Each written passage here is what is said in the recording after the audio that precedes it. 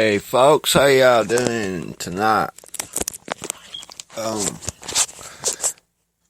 You just tuned in to the Alex Morgan Show, and it's about 1:21 a.m. here, Eastern Standard Time. Just thought I would get into this Jeff Sessions thing a little bit and see if there's anything that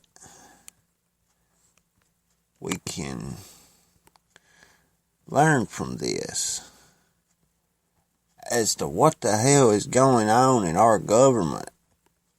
Well, we know what's going on, or at least I do. I'm sure the majority of you do too, but yeah.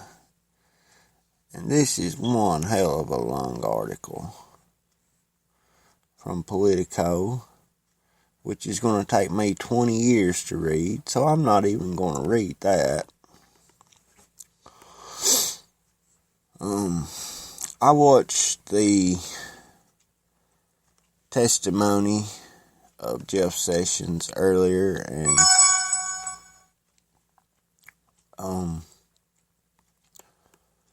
I don't know, there wasn't a whole lot to take away from it, from what I saw, but the bottom line is that they're accusing people of stuff that they're not doing, and they're the ones that's doing it, if anybody's doing it.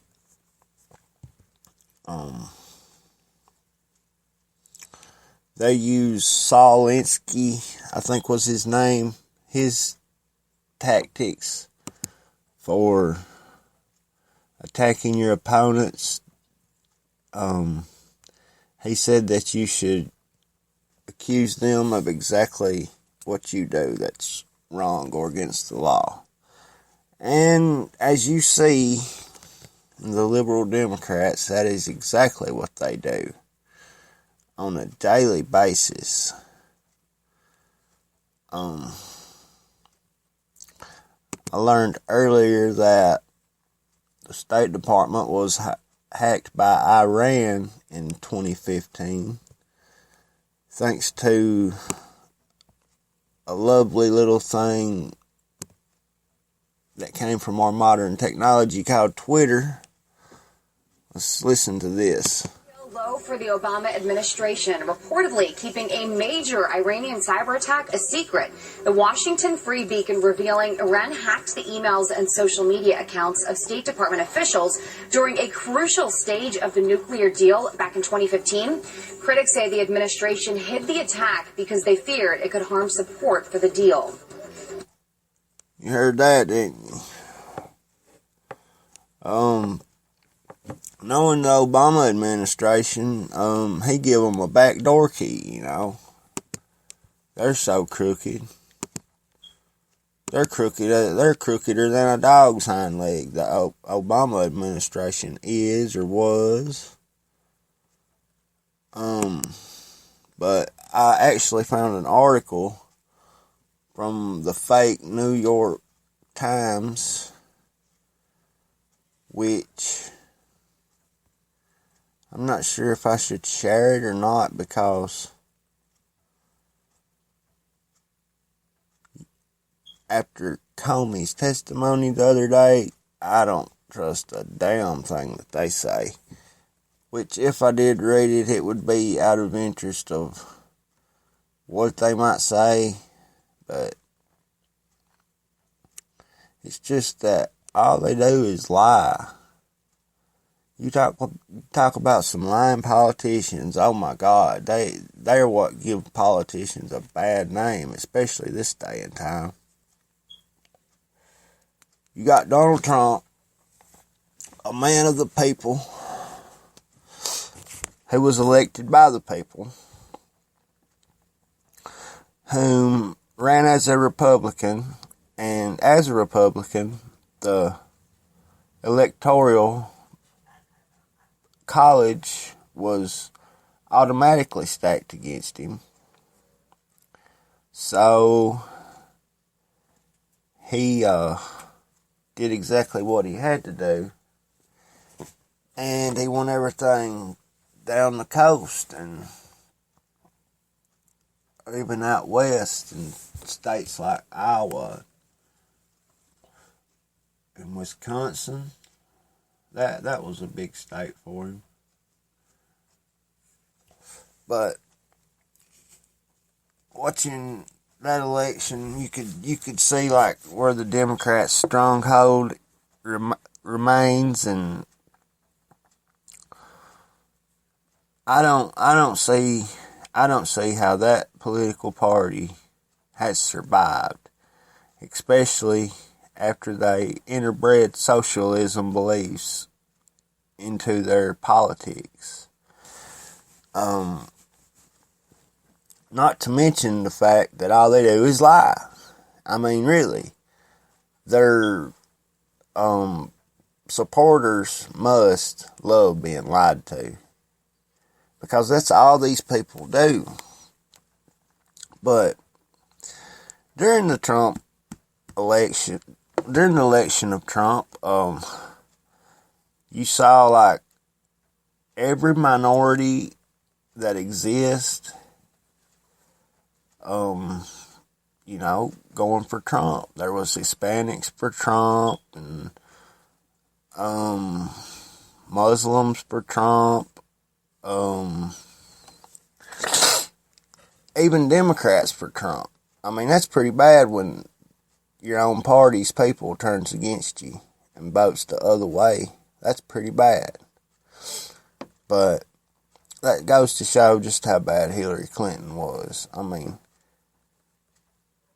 there ain't nobody could have voted for her, and unless they were just completely brainwashed. I mean, is that what this whole party duopoly is about? A brainwashing? Like, because you take these old timers, for example, they automatically vote for the candidate of their party, regardless of who that person may be.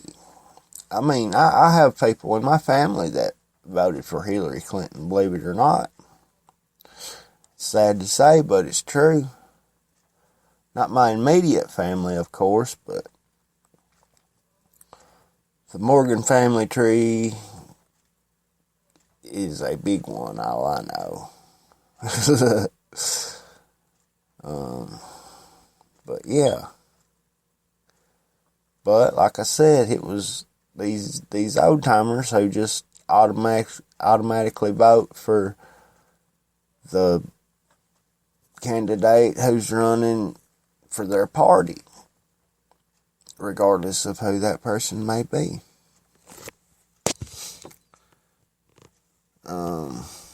Now let's get into this article here from the New York Times, I guess, first, since this happened in 2015 and we're just now learning about it,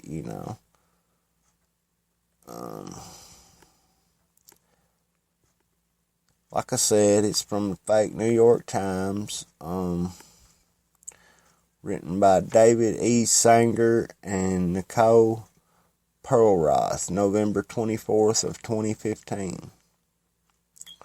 Washington, 4 months after a historic accord with Tehran to limit its atomic ambitions, American officials and private security groups say they see a surge in sophisticated computer espionage by Iran, culminating in a series of cyber attacks against the State Department officials over the past month. The surge has led American officials to a stark conclusion. For Iran, cyber espionage, with the power it gives the Iranians to jab at the United States and its neighbors without provoking a military response is becoming a tool to seek the kind of influence that some hardliners in Iran may have hoped its nuclear program would eventually provide. While American officials doubt cyber skills or even the most advanced cyber weapons will ever have that kind of power, Iran's cyber focus these days is notable. Over the past month, Iranian hackers identified individual State Department officials whose focus on Iran and the Middle East and broke into their email and social media accounts, according to diplomatic and law enforcement officials familiar with the investigation. The State Department became aware of these compromises only after Facebook told the victims that state-sponsored hackers had compromised their accounts. Quote, "It was very carefully designed and showed the degree to which they understood which of our staff was working on Iran issues. Now the nuclear deal is done," end quote, said one senior American official who oversees much of that operation and who requested anonymity to discuss a continuing investigation. Quote, "It was subtle," end quote.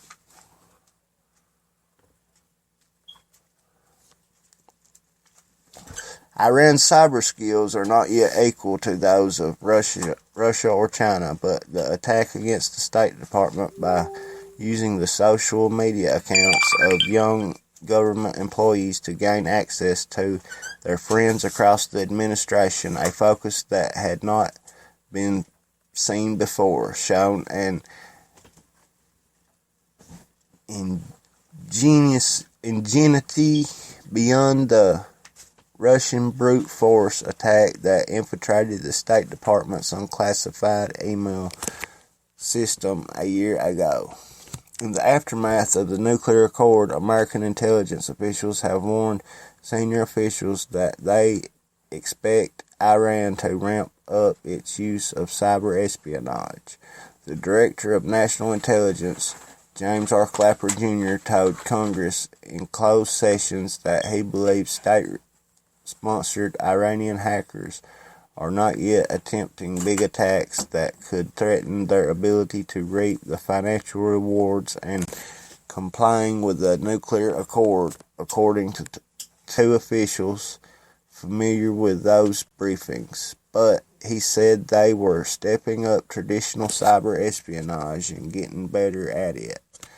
Quote, "The Iranians have not yet been as destructive as they could be, but they are getting more aggressive in cyber espionage, which they know is less likely to prompt a response from the U.S., end quote.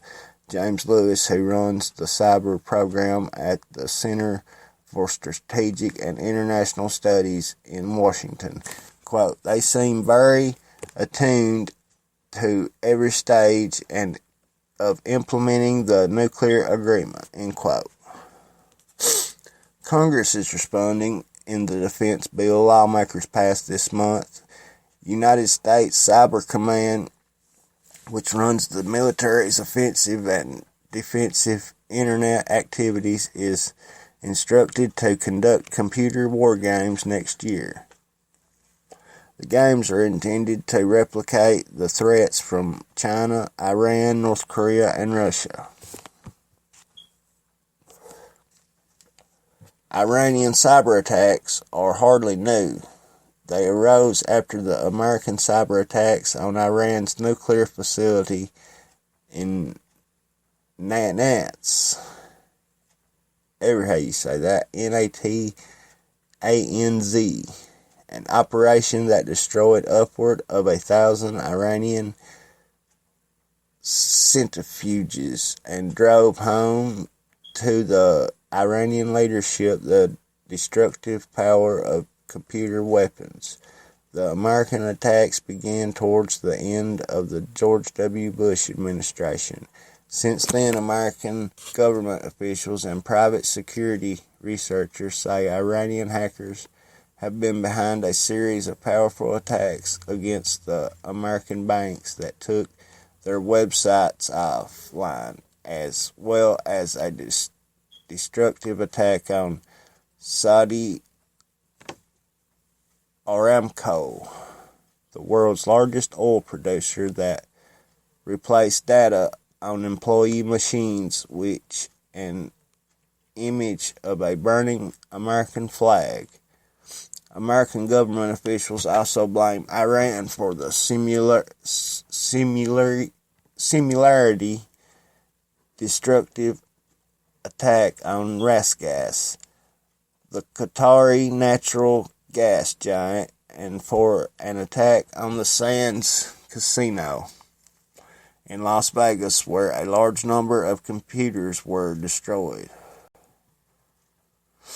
The casino, while a seeming odd target, is controlled by Sheldon Adelson, a major funder of Republican candidates, and the attack followed his suggestion that the United States donate a nuclear weapon in the Iranian desert to force the country to give up its nuclear technology. But last year, private security researchers say Iranians began using the cyber attacks for espionage rather for destruction and disruption. Beginning in May 2014, researchers found evidence that Iranian hackers were targeting Iranian dissidents and later policymakers, senior military personnel, and defense contractors in the United States, England, and Israel, according to a report by Eyesight Partners, a computer intelligence firm in Dallas. For the most part, researchers said the attacks were basic, quote, spearfishing, unquote, attempts in which attackers tried to lure their victims into clicking on a miscalculous link, in this case by impersonating members of the news media. Iranian hackers were successful in more than a quarter of their attempts. The number of such attacks reached a climax in May, just ahead of the nuclear talks in Vienna in July, researching more than 1,500 attempts, according to researchers at Checkpoint, the Israeli cybersecurity company. Some researchers witnessed an even more troubling trend in the months leading up to the talks. Iran's hackers began probing critical infrastructure networks in what appeared to reconnaissance for cyber attacks meant to cause physical damage, said John Hultquist, the director of cyber espionage analysis at Eyesight Partners. And then something curious happened. In June and July, as American and Iranian negotiators gathered in Vienna to cut a deal on Iran's nuclear program, attacks against targets in the United States stopped. Not a single phishing attempt was logged by Checkpoint. And the critical infrastructure probes were silent as well, according to Eyesight Partners, and have not resumed. Instead, Eyesight's researchers saw Iran's hacking switch focus. They began targeting victims in Israel as well as members in the Islamic State in July, as the militant group began expanding its territory across Iraq. And then in August, just 2 weeks after the nuclear accord was reached, the trickle of cyber attacks against the group's usual targets resumed, which points researchers were able to hack attackers target list, which included 1,600 individuals from scholars, scientists, chief executives, and ministry officials to education institutes, journalists, and human rights activists across the globe. The victims may have never learned of the compromises were it not for a decision by Facebook last month to use a new alert system to notify users when Facebook's security team believes state-sponsored hackers had hijacked their accounts. Just weeks into the new alert system, State Department officials began to see a troubling new message pop up on their Facebook accounts. Quote, "We believe your Facebook account and your online accounts may be the target of attacks by state-sponsored actors," unquote, the message read. Some details of the espionage on State Department's employees were first reported by the Wall Street Journal. State Department officials say none of this will affect the coming turning points in the nuclear deal. The International Atomic Energy Agency reported last week that Iran is already beginning to dismantle some of its centrifuges, and at the site, the United States and Israel attacked with cyber weapons. Now that I ain't heard of that. I really haven't. That they've been keeping that hid from me, I believe. I surely wouldn't doubt.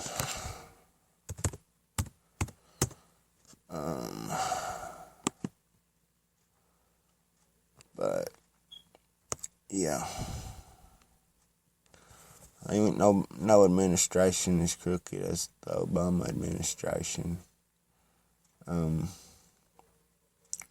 You asked yourself, what president who had the people's best interest in mind would send their jobs overseas, the worth of their resources, send it overseas? I don't know how much of our tax money he sent overseas. I lost count of that, to tell you the truth. I'm sure it's upwards of 10 billion or more.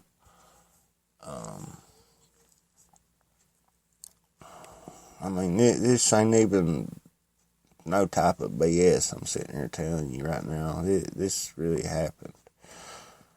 And then finally, people get enough sense to elect somebody like Donald Trump. Which I'm not sitting here praising Donald Trump as an overall person or nothing like that. I'm just saying, like, he's the only person who ran for president last year who really had America's best interest at heart. When I first heard about him running, I didn't think much about it. I was like, well, he won't stick in the race long, and very many people won't vote for him. Very many people won't take him serious. But then I checked into a lot of the things he was saying, and that was just like a big duh right on your forehead. If you don't vote for Donald Trump, you're dumb. So there you go.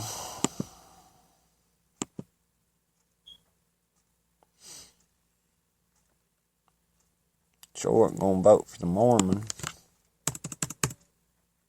whatever his name was. Ain't gonna vote for that other woman neither, whatever her name was. I forget now. Right off. Being that the race was over close to a year ago. But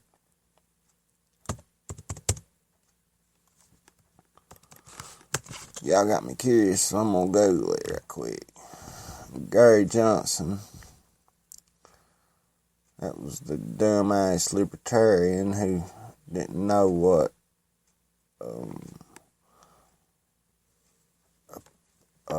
where Aleppo was. That's what it was, Aleppo. Yeah. And Jill Stein, who was in it for Hillary's best interest, it came out after the election was over. She didn't get 1/4 of the vote, yet was demanding a recount, and had millions of dollars donated to her in order to pay for that recount, to make that recount possible, trying to get more votes to sway Hillary's way, it turned out. But that Mormon's name must have been Evan McMullen. Now, I ain't dug too much into him, but what I learned from him, he's a globalist from what I can gather, or at least a globalist operative. So, yeah, who you gonna vote for? You know, surprised me that Hillary actually won the popular vote. But that just goes to show the Democratic stronghold that them lying bastards has got on the people of this country. I mean, I look for the whole party to implode if they don't quit doing what they're doing. They have disrupted 6 months out of the year of the government's legislation just because they lost an election. Yeah, just because they lost an election. That's pretty fucking sad. Excuse my language. It really is.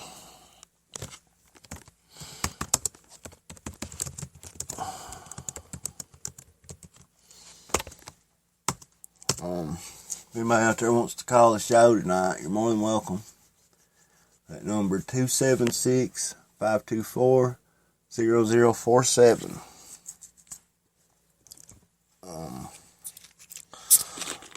I'll be waiting on you.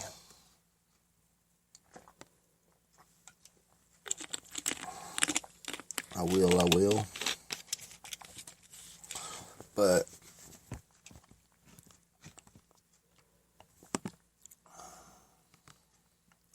let's see what Fox News is saying about what happened today on the Hill.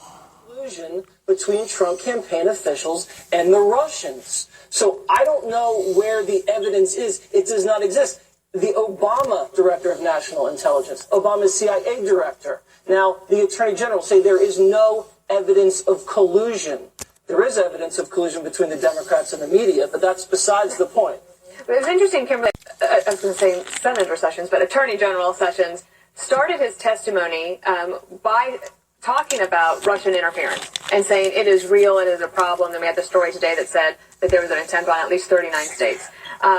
So he is actually openly saying, like, we recognize that we have a problem here, but the collusion part, that is not something that I did. Right.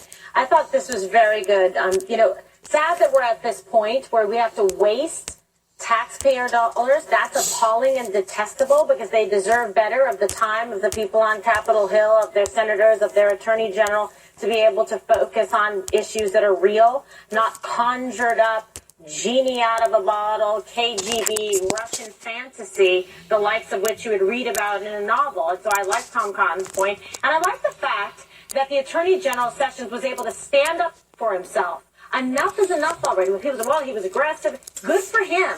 If people were making false and spurious allegations against you, impugning your character and integrity when he has served with, patriotism for 35 years, this country, he deserves better, and so do the American people. I'm glad he stood up for himself. He answered the questions. He's not afraid of the truth. And he was honest when he said that we know that the Russians once tried to interfere. But that does not mean that there was any collusion. And believe me, there's even Democrats like Chip saying there's no evidence of this. There is no there. So are they going to conjure up something? Because we had Comey testify too. And up until the point until that he was dismissed, there was no evidence to substantiate any of this. Enough already of the witch hunt. A credible witness today to you, Greg? He's calm, under pressure, he's cool, collected, genuine. He's like a wingless bird, unflappable. Don't let his elfish qualities fool you. Just like you. Yes, exactly. I am a woodland creature like himself. He's scrappy. Very scrappy. When you get on him, he comes back and he fights. But the one thing we learned today, something that we've always learned, when we've learned since we were children, the Russians like to mess with us. That is a one-sided problem that we have to deal with. There was no collusion. What is happening is we have them bothering us. This is what I like to call a nothing Stroganoff. Little Russian there. But I don't get Democrats' definition of a meeting. It's like, so you're in the same hotel. So technically, I've met with a lot of interesting people. Lou, Dobbs. But anyway, if you get outside of the media bubble, if you get out of the political bubble, no one gives a damn. Right. I'm watching this, and I'm trying to take myself out of my job. And I'm sitting there. All right, this is a Fox News Alert. I'm Jackie Ibanez in New York. We are watching a very frightening scene going on right now in the North Kensington section of West London. 200 firefighters are battling a huge blaze. You can see it there. A 27-story apartment building that's been burning for 4 hours now. At least 45 fire engines are said to be there on the scene. A number of people have been treated for injuries as well as smoke inhalation. It's now about 5 in the morning there, so you can see the light coming out. And the fire is diminishing. It wasn't like it was about 4 hours ago when it was in an inferno. As you can see, the building is engulfed in flames from the second floor to the top of that high rise. Eyewitnesses say little of the building remains. And of course, the fear now from some is that that building may collapse. So they're keeping a very close eye on it. The building's been evacuated. People are trying to find friends and family, but we're told it hasn't been completely evacuated. They're still trying to get people out of there. Witnesses say authorities have cordoned off several blocks, pushing people back, telling them to get as far away as possible right now.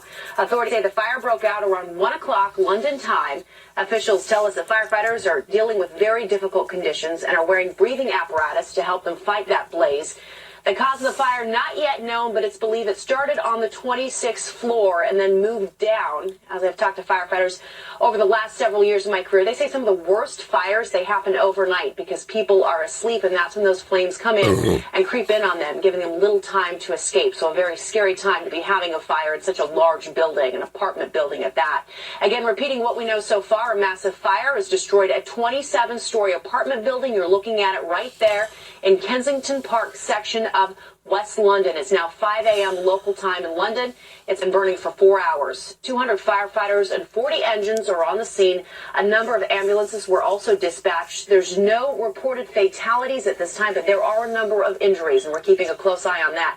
No word if people are still inside the building. We will continue to keep an eye on this situation throughout the night and morning and bring you updates as we get them. For now, we return to the 5, which is already in progress. You get Senator Ron Wyden. You get Senator Martin Heinrich. All of them saying, gee, you're stonewalling. This is what happened with Dan Coates. This is what happened with Mike Rogers, DNI, the Director of National Intelligence, Director of National Security. You guys don't want to talk about what you're saying. Wait. Kamala Harris didn't want him to answer the question. She had this great strategy where she would ask a question, then cut him off at the point where it sounds like he's saying something else. It's very clever, but after a while you realize how hackneyed it was. And as for Wyden, I mean, Sessions was very generous to Wyden because he handed his ass to him. I don't think he handed his ass. Oh, yes, that goes back to the idea that the Democrats right now feel like Sessions is not being responsive. That if he had something to say it. Let's get it out of here. You know what, though? But you know what? When he testified, when he was being confirmed and didn't reveal the additional meeting, that really opened the door. That made him more vulnerable to these attacks from the Democrats. Kimberly, real quick, and then we'll... Yeah, I just wanted to say that it's like, the people like Senator Kamala Harris and Elizabeth Warren who are auditioning. These are auditions, Democratic open auditions to lead the Democratic Party. So they're playing foosball with anybody that's associated with President Trump, like Sessions, and trying to take whacks at him and see to make a big show. I know. I mean, this is what happens. I worked with her at the San Francisco District Attorney's Office, and she ended up being head DA there. And this is what they do. And just like Juan mentioned, Democrats hurled accusations against Sessions earlier. Stonewalling, obstruction. Let's play a little bit of that sound. I believe the American people have had it with stonewalling. Senator Watson, I am not stonewalling. Answering questions. You're impeding this investigation. Senator, I'm protecting the president's constitutional right by not giving it away before he has a chance to You're having review it. And Sir, I have just a few. Will you let me qualify it? If I don't qualify it, you'll accuse me of lying. So I need to be correct as best I can. I do want you to be and honest. I'm not. So the stonewalling charge seems to be the one thing Democrats have come away with this hearing from. My question to you is, Juan, if you're a cabinet member and you have a conversation with the president and then you get called into a hearing and you just have to say whatever you talk to the president about, how's the president going to ever trust any cabinet official he brings into the Oval? Well, the president has the right to invoke executive privilege. He has not done it. But to your point, Jesse, I really am responsive to it because I think, as I was reading about it today, people describe it as a gray area. Is it the case that the Congress can say to someone with no executive privilege applicable here, say, tell us what you said to the president? Or is it the case that the official who is representing the president can say, well, I want to preserve his right to exercise executive privilege? Well, I think out of deference to the confidentiality and the privacy of these communications, you want to give the president the benefit of the doubt so he can invoke executive privilege later on if need be, right, Kimberly? Yes, absolutely. This is nothing that's illegal. It's constitutional. It makes sense. And so good for, Attorney General Sessions for standing up and doing the right thing and putting his foot down. I mean, he is the highest ranking law enforcement, officer in the country by being the head of the Attorney General's office. Well, that's about enough of that, folks. But yeah, there was a fire. I was going to get to that too, by the way. That's in England. It looked like a big fire. I hope nobody is badly hurt or lost in that. Our prayers go out to the victims and their families if there was. This looked like a high-rise building too, and I don't know what the structure may be made of, but I noticed the lady said something about the structure perhaps falling, and this would be probably the first ever full structure collapse of an uprise building since 9/11. So that's something to look out for. I wanted to get into this executive privilege. For those of you or us who don't know a whole lot about it, this is from Wikipedia. Executive privilege is the power of the President of the United States and other members of the executive branch of the United States government to resist certain subpoenas and other interventions by the legislative and judicial branches of the government in pursuit of information or personnel relating to the executive branch. The power of Congress or the federal courts to obtain such information is not mentioned explicitly in the United States Constitution, nor is there any explicit mention in the Constitution of an executive privilege to resist such requests from Congress or courts. The Supreme Court of the United States has ruled this privilege to be an element of the separation of powers doctrine and derived from the supremacy of the executive branch and its own area of constitutional activity. The Supreme Court confirmed the legitimacy of this doctrine in United States versus Nixon in the context of a subpoena mandating from the judiciary instead of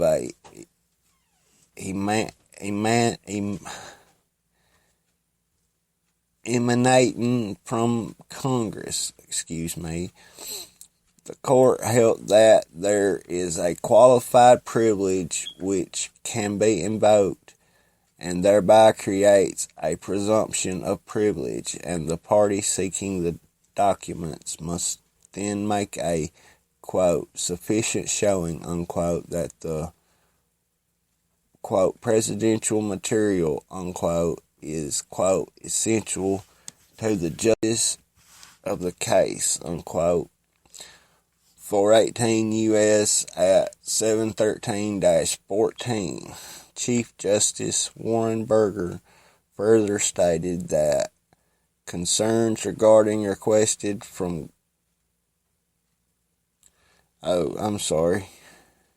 Chief Justice Warren Burger further stated that executive privilege would most effectively apply when the oversight of the executive would empower the branch's national security concerns regarding the request from Congress instead of from the courts for the executive branch information. As of a 2014 study by the Congressional Research Service, only 2 federal court cases had addressed the merits of executive privilege in such a context, and neither of those cases reached the Supreme Court. In addition to which branch of the government is requesting the information about characteristic of executive privilege is whether it involves a, quote, presidential communications privilege, unquote, or instead a,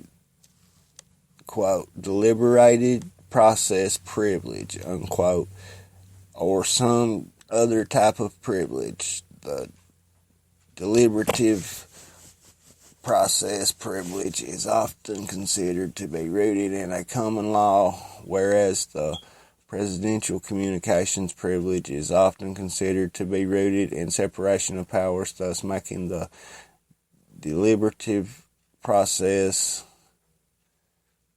privilege less difficult to overcome. Generally speaking, presidents, Congresses, and courts have historically tended to sidestep often confrontations through compromise and natural difference in view previous practice and precedents regarding the exercise of executive privilege.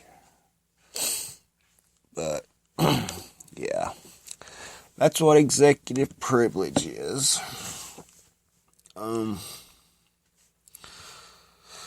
But yeah, he's just protecting the man he's working for. The man which we sent to Washington to do our deeds, to stop what's been going on for the last half a century or so, probably more. Tell you what, it's actually really sick, if you ask me. If you don't know what, I'll tell you. I mean, you talk about treason or anything like that. I mean, I thought when Donald Trump went into office, I knew it wouldn't be immediately, but I thought it was going to be,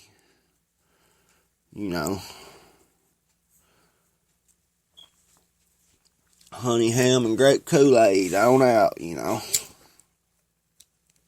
I thought prosperity, might finally have come to us, and, maybe even the Democrats would have to, say what a good job that our president had been doing compared to years prior. Of course.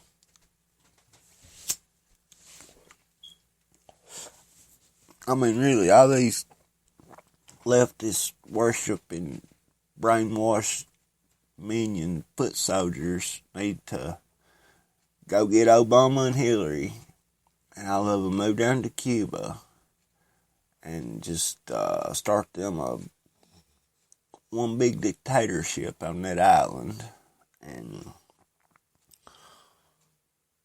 to hell with them. That's what I say. Excuse my language, but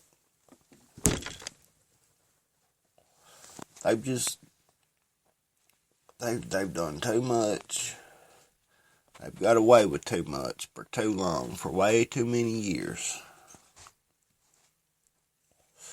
Now, which I ain't gonna just point out the Democrats. There's members of the Republican Party who are globalist also, but it's these liberal beliefs that the globalists use that furthers their agenda. They want to take Muslims and Christians and gay people and just everybody and put them in one big place so they'll kill one another. That's what they want.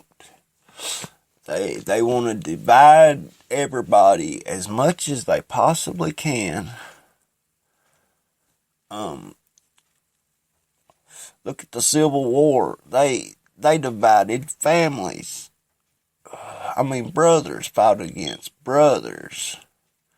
Probably sons fought against fathers, truth be known.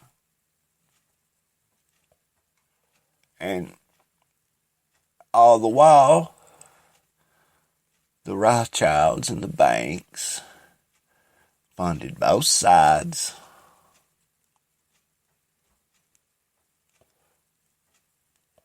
I mean,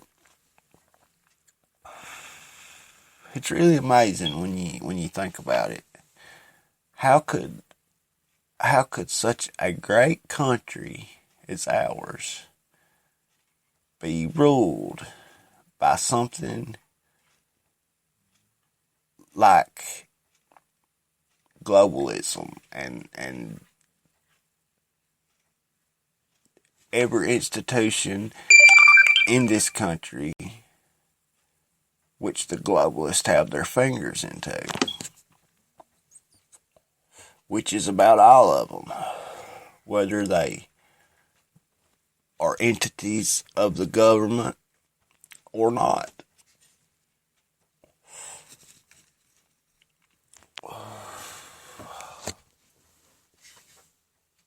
You take the Federal Reserve, for instance. A name in itself that sounds like it is part of the government, which, if you do much digging, you'll find that it's not part of our government, nor is it part of our country.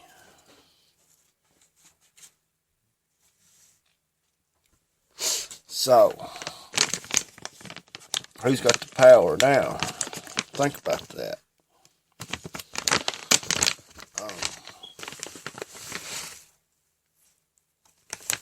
One of the Rothschilds,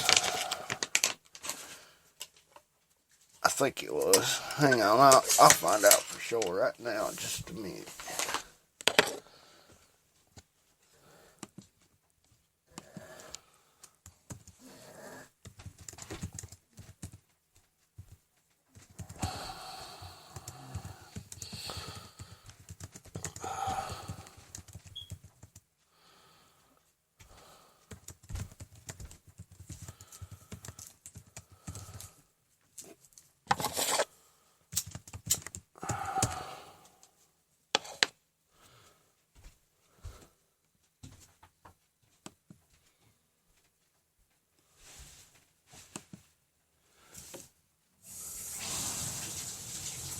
I'm not finding the exact quote.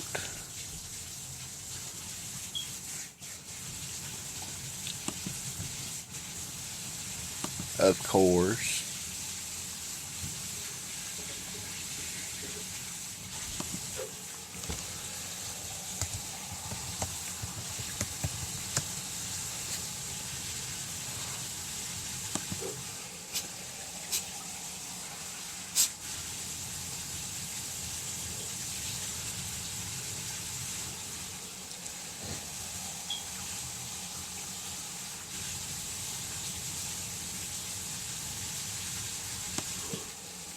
Right here, maybe, yeah.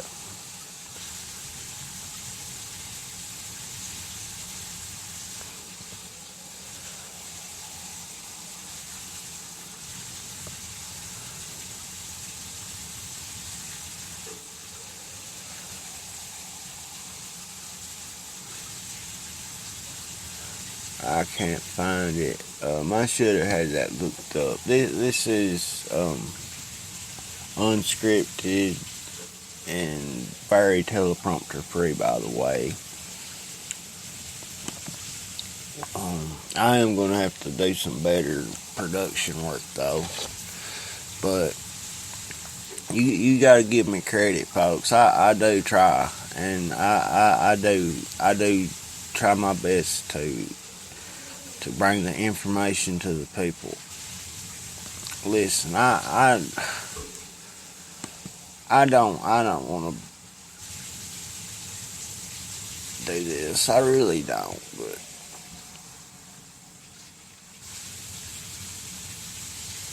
somebody's got to do this. Somebody's got to do this. And it's up to you all to get the word out. I mean, really. You need to research everything that you can. You need to go history crazy. Which I have. I've always been crazy about history.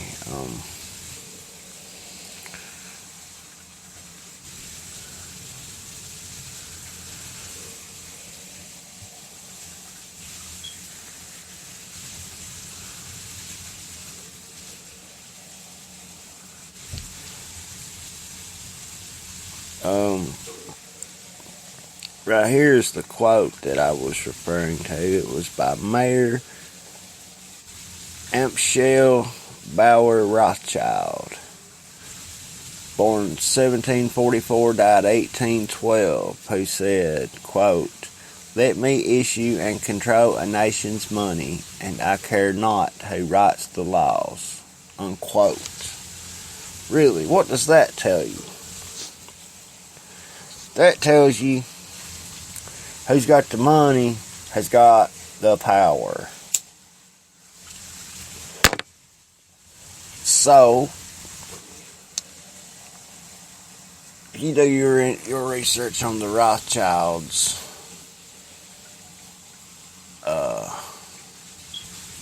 you will have yourself well into the rabbit hole. Mark my words.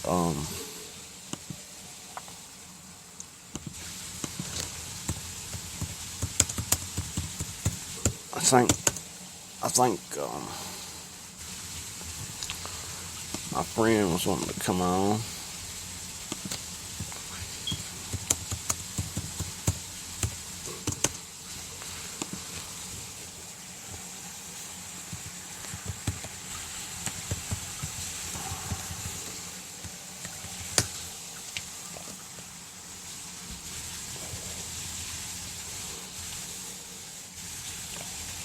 Sitting here waiting on him to confirm. While I'm sitting here waiting on him to confirm,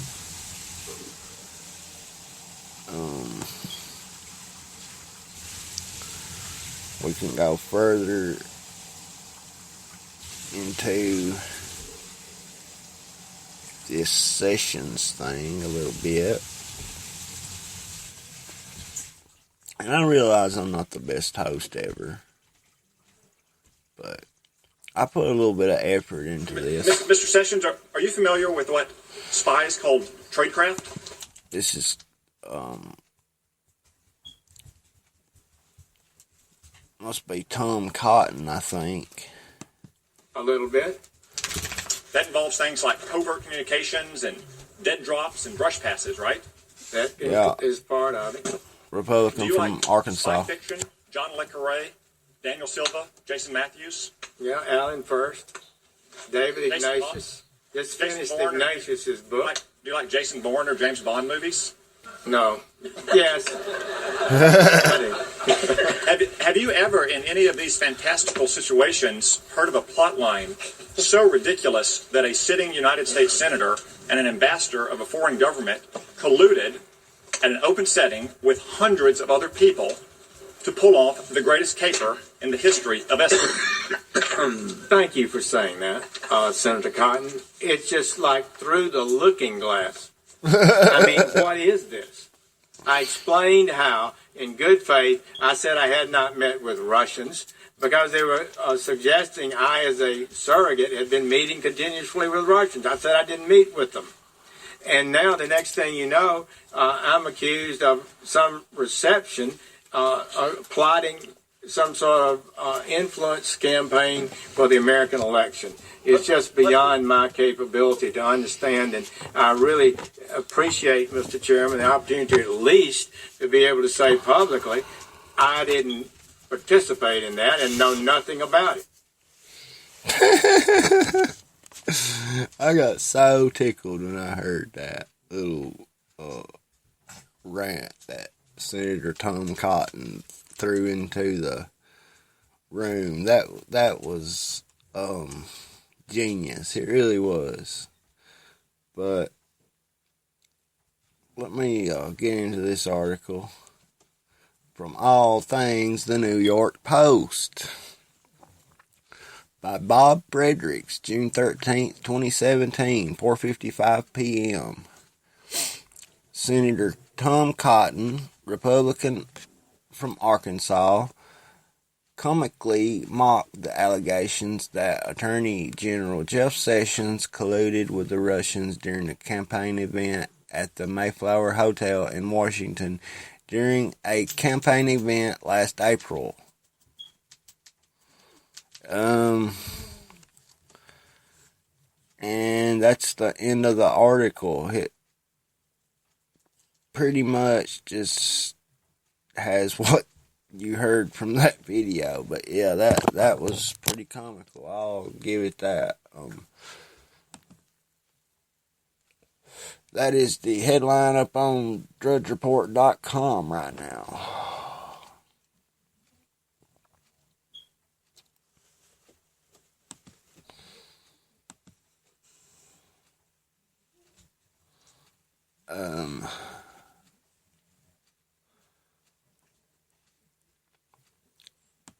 According to this article from TV Newser, an article by Chris Arians on June 13th, 2017, 12:26 p.m., Megyn Kelly's second episode draws 3.6 million viewers. A re-air of CBS's 60 Minutes more than doubled the viewership of NBC's Sunday Night with Megyn Kelly. In head-to-head competition, 60 Minutes, which was Sunday's most-watched show, drew 7.9 million viewers, while the second episode of Kelly's show, which included an interview with Erin Andrews, averaged 3.6, down 42% from its debut episode a week earlier. In the A25 to 54 news, Demo Kelly's show averaged an 0.8 rating, down 33% from last week's 1.2. While 60 Minutes averaged a 1.1 rating, Kelly's show improved the 7 p.m. Eastern time slot for NBC by plus 13% in the demo, which versus the network's season-to-date average for the hour, excluding sports and award shows.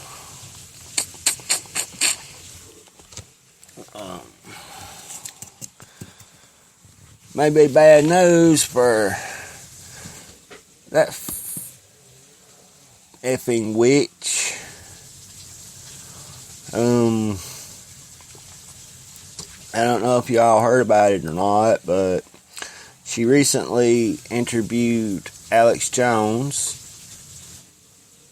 a piece which he said they interviewed him for 11 or 12 hours, and it was cut down to like 11 minutes, I think he said.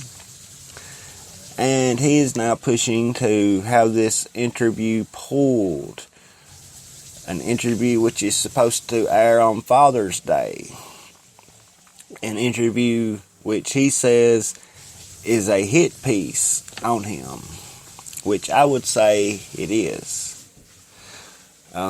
She recently interviewed Russian President Vladimir Putin, an interview that I covered in a couple of shows prior to this one.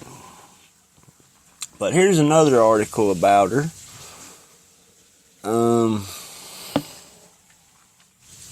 It comes from page6.com. Written by Carlos Greer, June 13th, 2017, 10:02 p.m. NBC holding crisis meeting over Megyn Kelly. As families of the Sandy Hook victims continue to pressure NBC to axe Megyn Kelly's Sunday interview with conspiracy theorist Alex Jones, the network has been holding crisis meetings about how to handle the backlash. Insiders told us that staff were in panicked meetings all day on Monday. Quote, "It's a SHIT show. No one wants to withstand a whole week of criticism over this. There are a number of people who want to pull the interview," unquote. Another source told us NBC needs the controversy to shake up their Sunday night and to bring new viewers. Quote, "No one expected sponsors to pull out, but this is why they hired Megyn. They expect to lose and gain viewers, and they want the buzz," unquote. The interview has left many of the network scratching their heads, but NBC News chairman Andy Lack was overheard telling fellow journalists at a Tuesday's Mirror Awards that the interview will air. Quote, "There will be a lot of confusion, but as of now, they are not pulling the interview," unquote, another insider said. Kelly addressed the backlash on Tuesday. Quote, "I find Alex Jones' suggestion that Sandy Hook was a hoax as personally revolting as every other rational person does. It left me and many other Americans asking the very question that prompted this interview. How does Jones, who traffics in these outrageous conspiracy theories, have the respect of the President of the United States and a growing audience of millions?" End quote. Well, I'll tell you how. It's easy. I didn't even know who this guy was, man, until a few years ago. I was watching, of all things, HLN News. And they started talking a little bit about him and kind of calling him a conspiracy theorist and all of this. And then, like a tragedy or two happened. I forget exactly what. But it was, whatever it was blamed on right-wingist, and they pointed to Alex Jones as being one of the people that whoever committed that particular horrible act. Alex Jones was one of the people that he listened to on a pretty regular basis. So they used that to, kind of create the narrative that the right wing are a bunch of gun packing, xenophobic, racist homophobes, or something like that. Which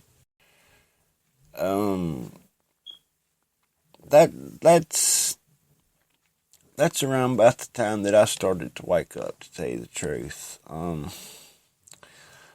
started seeing their narratives and how they would use all these tragedies and mass shootings, whatever, to, push their narrative of what they wanted. And me, I've always been pro-gun. I've always been around guns. I don't see nothing wrong with guns. Guns is what gained us our independence. Guns is what protects our homes. Guns is what protects our families. You take our guns away, and these politicians whom have power over us and power over our military will use our own military against us, and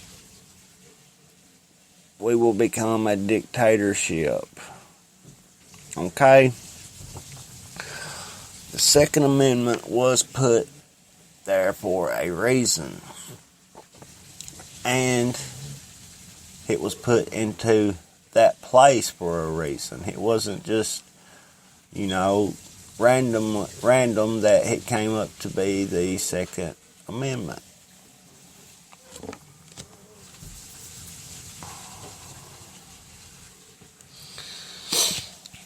But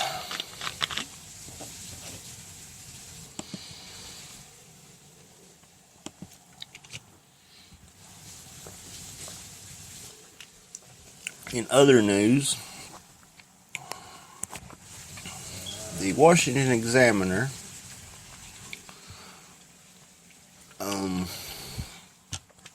give me just a second.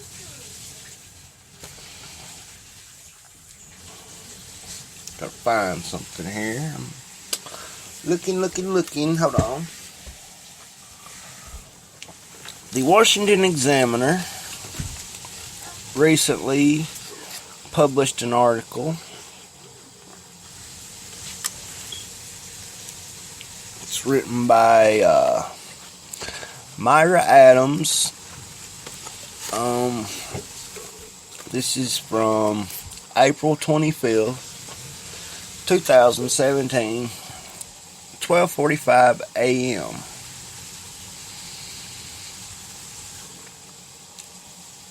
So, the title, Opinion. Terry McAuliffe, 2020, ? Name one Democrat who can stop him. Hang on, and I will read you this article. And I will give you my view on this matter. I don't know if any of you know who I'm talking about here, because I really don't think I do.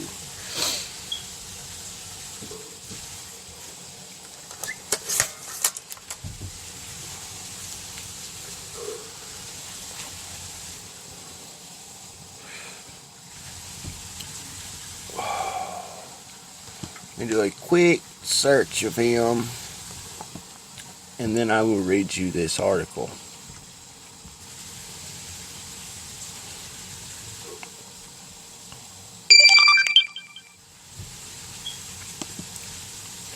He is a politician. With a recent poll finding that 45% of Democrats long for a new national leader, could Virginia Governor Terry McAuliffe be the man to watch? Even McAuliffe himself is dropping hints. Is that laughter I hear from Republicans saying, quote, yes, bring him on, unquote. But I also hear echoes of Democrats laughing at the prospects of running against Donald Trump in 2016 and Ronald Reagan in 1980. Here are 6 reasons why the GOP shouldn't laugh at Terry McAuliffe's presidential rumblings. Number 1. Terry McAuliffe is ambitious, wealthy, and power-hungry with nothing to lose. By law, Virginia governors can only serve one 4-year term. Thus, on January 13th, 2018, Governor McAuliffe will become a former governor after only 4 years of executive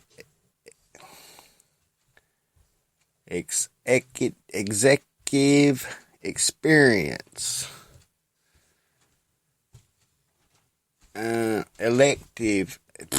Elective experience. I'm sorry. When I read a lot, I get so confused sometimes. I apologize.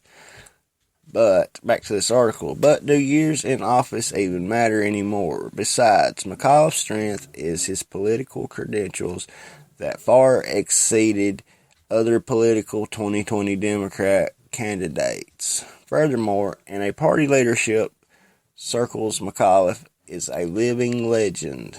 For starters, McAuliffe currently serves as chairman of the National Governors Association, NGA. McAuliffe's best friend, President Bill Clinton, was NGA chairman during the 1986 to 87 term.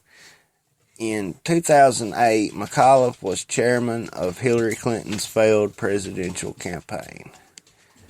Between 2001 and 2005, he was chairman of the Democratic National Committee. During that time, in 2004, McAuliffe served on the Clinton Foundation Board of Directors. In 1996, he served as co-chairman of President Bill Clinton's 1996 re-election campaign. Number 2, McAuliffe is putting out feelers for his 2020 presidential run. The leadership vacuum at the top of the Democratic Party is a tailor-made for a power player such as McAuliffe, and he has twice hinted about a 2020 presidential run. First, on February 26, in the New York Times, quote, asked if he wanted to be president, Mr. McAuliffe said, I don't know, I might, end quote. The second was on March 29 when McAuliffe told ABC's Jonathan Karl and Rick Klein, quote, you know my personality, go big or go home, adding, I'm not thinking about it, but I never take anything off the table, unquote. Translation, watch out 2020 Democratic hopefuls. McAuliffe is in exploration mode, and if he comes to move forward, prepare to be crushed. Number 3, good news, bad news. McAuliffe is best friends with the Clintons. For decades, Terry McAuliffe was the Clintons' go-to money man fundraiser extraordinaire. Then as governor in 2016, he delivered Virginia's 13 electoral votes to Hillary Clinton's column and greased the skids that anointed Virginia's senator and former governor Tim Kaine as her running mate. The good news is that in one day before lunch, McAuliffe could resemble any part of the Clinton machine worth saving. After by afternoon he could enlist his own vast network of loyalists, and by happy hour, quote, help Tory dump Trump 2020, unquote, will be ready to roll. What do you think you? Sorry, that was a video that popped up.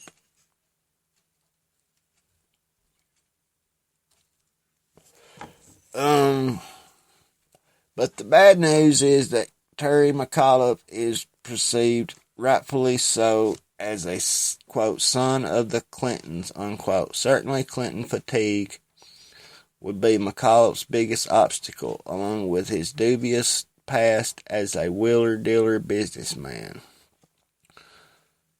See President Trump, Donald J., for how to handle that problem.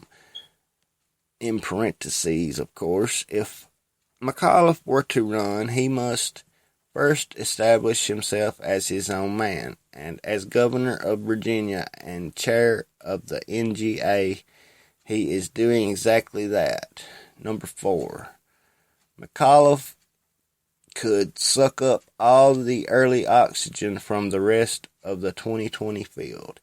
Yes, McAuliffe could easily raise well over $1 billion, what it will cost to run for president in 2020, but the skill set extends far beyond fundraising. After decades as a top-tier Democratic Party leader, Clinton acolyte, now Virginia governor and NGA chairman, McAuliffe has formed strong alliances with other national leaders. Potentially those relationships might lead to early endorsements, leaving many vacant seats on what looks like now could be a mini van full of 2020 candidate wannabes.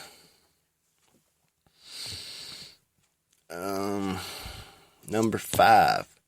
Watch the 2017 Virginia gubernatorial race and 2018 midterm elections. McAuliffe's hand-picked successor, Virginia Lieutenant Governor Ralph S. Northam, is in a tougher than expected preliminary race. If Northam were to win his June primary, the general election victory in November, that would signal Governor McAuliffe's strength in a swing state and act as his natural springboard. Currently, McAuliffe enjoys a 52% approval rating, but even more telling will be how active McAuliffe becomes in the Democrats' midterm election quest to win back Congress. If McAuliffe is in the thick of the national fit, it is a sure sign that his own 2020 announcement is forthcoming. Number 6. Who better ×2? In 2020, who better to contest President Trump than another multimillionaire businessman whose decades of political experience and tons of business and political baggage. If McAuliffe, quote, went big, unquote, as hinted to ABC News, he will attempt to avenge Hillary Clinton's 2016 defeat. McAuliffe could joke, quote, you wanted her, but you got me, unquote. Who better than a close family friend who for decades has stood in Washington Center Court playing hardball games? My fellow Republicans, are you still laughing? Myra Adams is a media producer and political writer. She was on the 2004 Bush campaign creative team and the 2008 McCain campaign's ad council.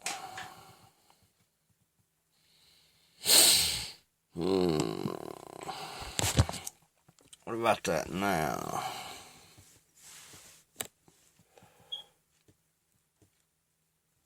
But I'll tell you who I figured they were going to push. And that is Kamala Harris, the senator from California. And the reason for this is just here lately, like they try to push her as this, lady politician who's, hip with the young crowd and the older crowd. But, she has got a lot of burst in her political career. She was born October 20th, 1964, and is an American attorney and politician who is the junior United States Senator from California. She is a member of the Democratic Party and served as the 32nd Attorney General of California. Harris graduated from Howard University and the University of California, Hastings College of Law. She worked as a deputy district attorney in Alameda County, California from 1990 to 1998. She served as managing attorney of the Career Criminal Unit in San Francisco District Attorney's Office from 1998 to 2000, and as chief of the Community and Neighborhood Division in the Office of San Francisco City Attorney from 2000 to 2003. In 2003, she was elected as California's first African-American female district attorney of San Francisco, defeating incumbent Terrence Hallinan.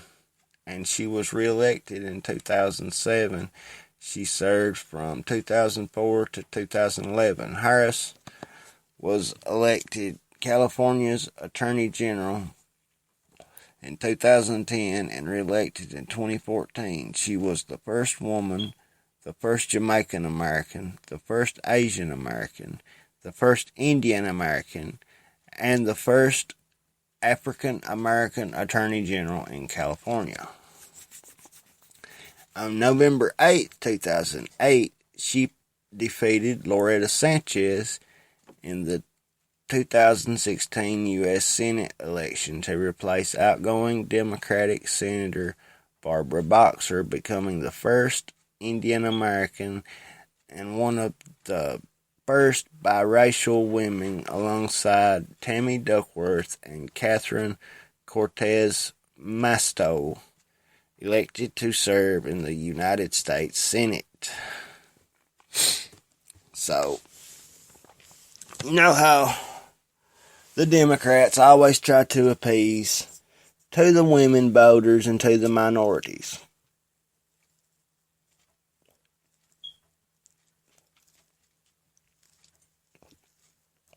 And that's what I think is coming in 2020. Which, don't think that it can't go both ways, at least for a while, until the DNC and the RNC. But, as we saw from Bernie Sanders and Hillary, the Democrats will run who the Democrats want to run. That is apparent. Had the American people not stood up for their vote, the Republicans would have ran Ted Cruz. You saw how there were voterless elections in Colorado, which Ted Cruz was automatically declared the winner by the delegates and superdelegates and blah, blah, blah. And man, that just raised too many eyebrows and alerted too many patriots, and they just couldn't do that. Do you know that there were people in Cleveland during the RNC that were ready to give away the hotel room numbers of the delegates and superdelegates had Donald Trump not been the Republican candidate?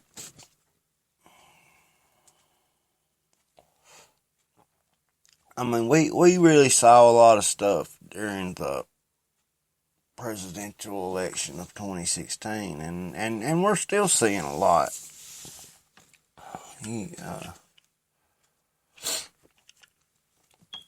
I mean, really, I never thought that I'd see the day that the damn Democrats went damn crazy, especially after 2000, when it was like Al Gore and George W. Bush and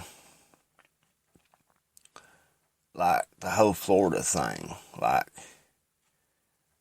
they just stood down like the Democrats did and let George W. have the presidency, which it was later revealed that Al Gore actually won that election.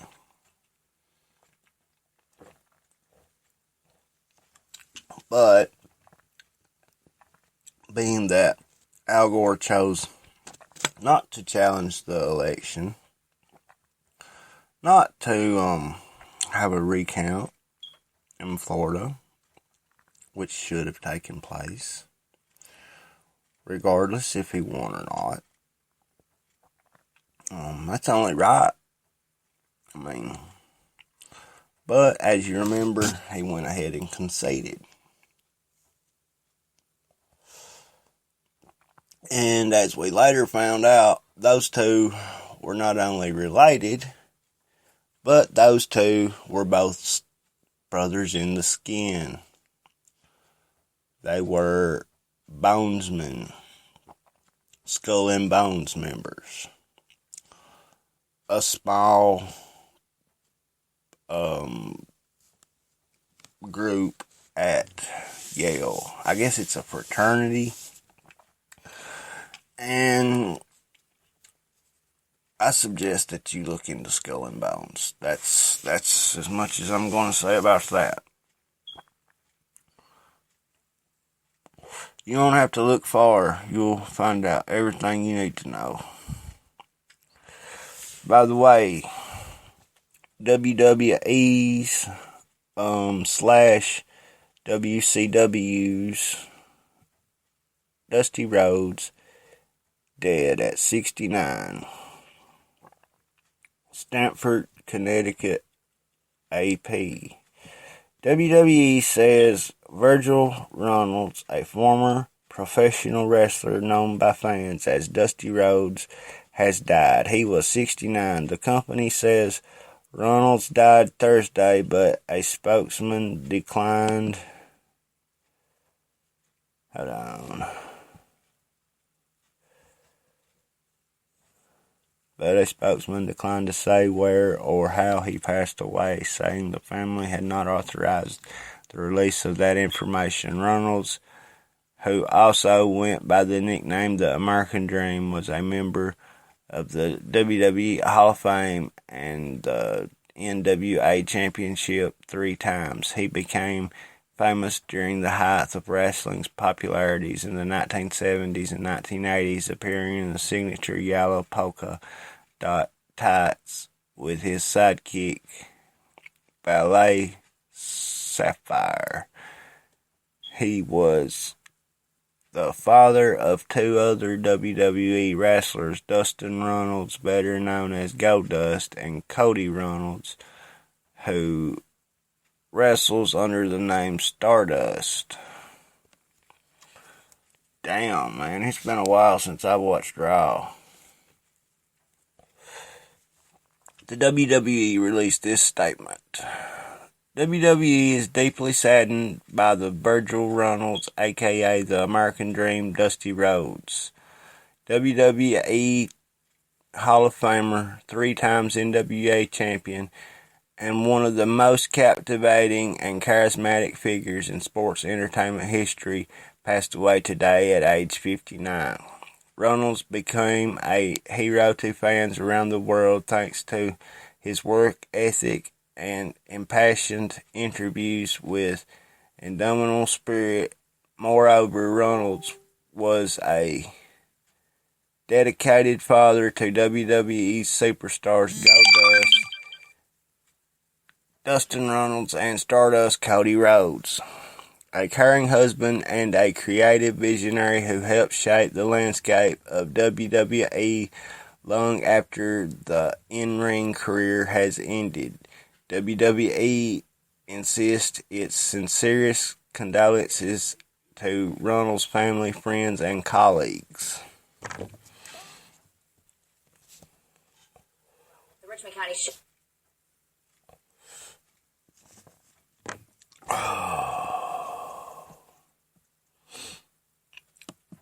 But yeah, I'm sad to hear that.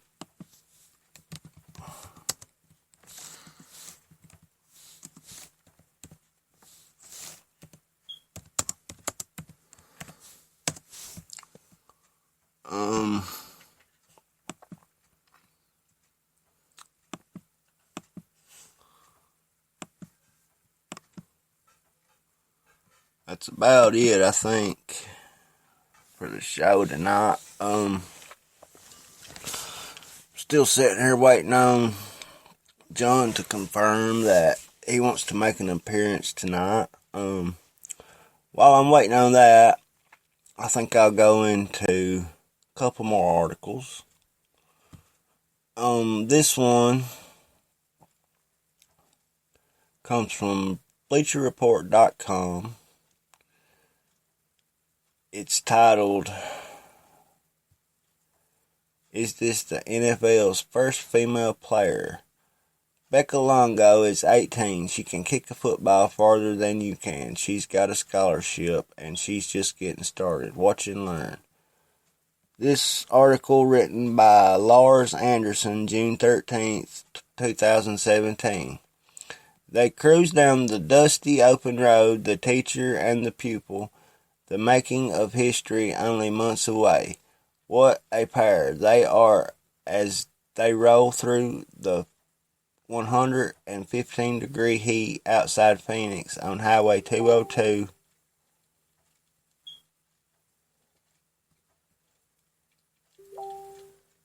I'm sorry, John's messaging me here. I didn't mean to stop.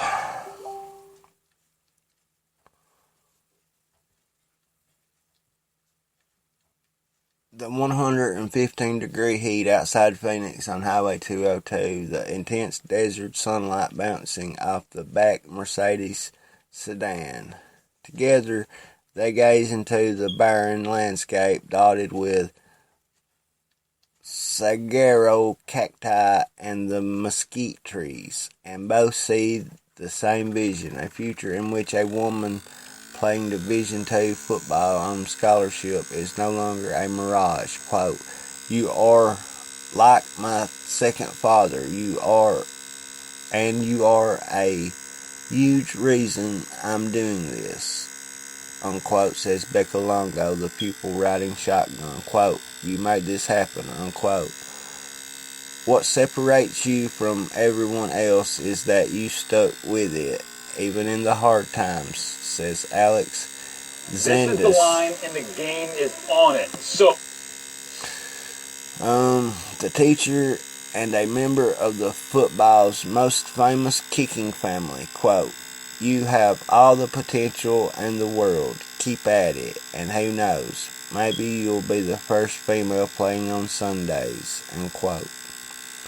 Close your eyes and imagine that a woman kicking in the NFL. This is how far the dream now stretches for Longo, 18, now in April became the first female to earn a football scholarship to a Division I or Division II school when she signed with Division II Adams State in Alamosa, Colorado. Almost a dozen women have played college football at various levels. In 1997, Liz Houston became the first female to score in a college football game when she kicked an extra point for the Wilmot University in Salem, Oregon, and then an NAIA school. But it's safe to say that no female kicker has ever possessed the pure ability of the 5'11", 145-pound Longo, which has kicked a 50-yard field goal in practice and routinely splits the uprights from 45.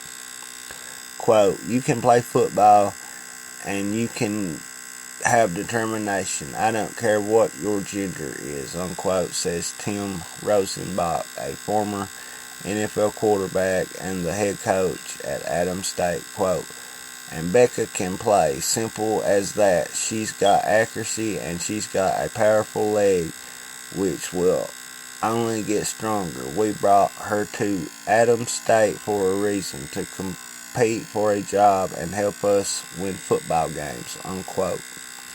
Longo's college career will begin in mid-July when she moves into her dorm room in Alamosa and starts working out with Grizzlies. It will mark the culmination of an unlikely journey into history, one that began at Queen Creek High in Queen Creek, Arizona.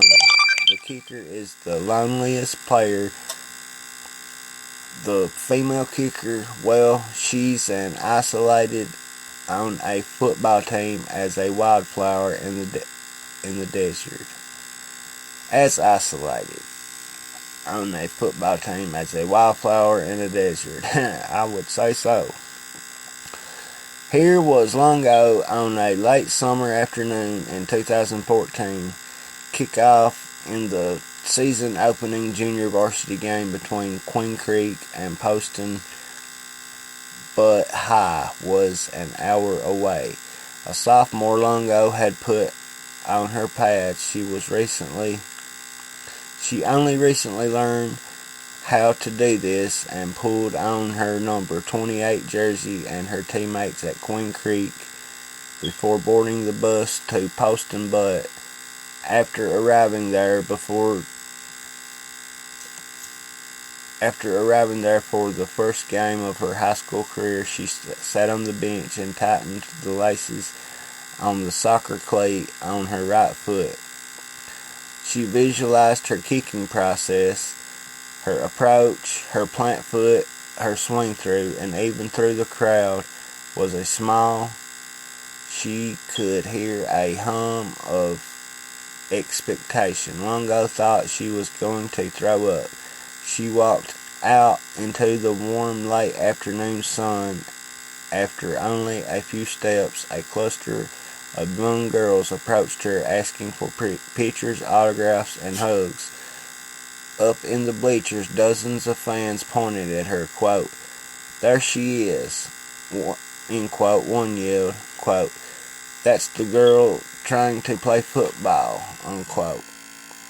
Longo warmed up, drilling extra points and several field goals between 25 and 35 yards. Her father, Bob, who was pacing in the stands, recorded every practice kick with a video camera. He too felt the pressure of expectation and felt like he was going to vomit.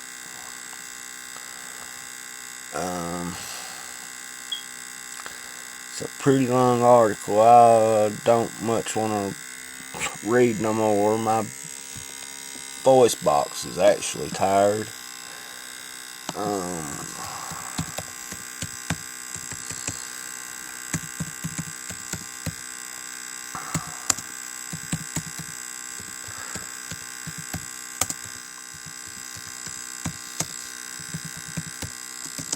Asked him if he's ready finally. I bet he should be.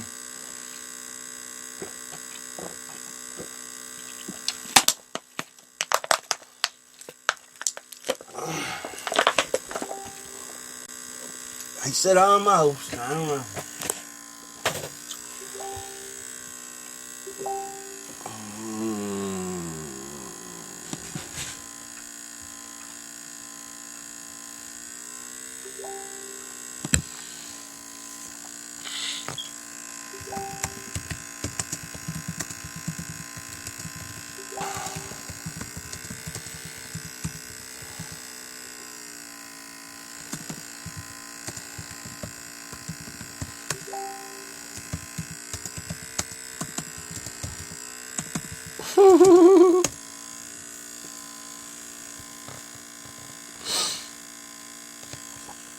But anyways,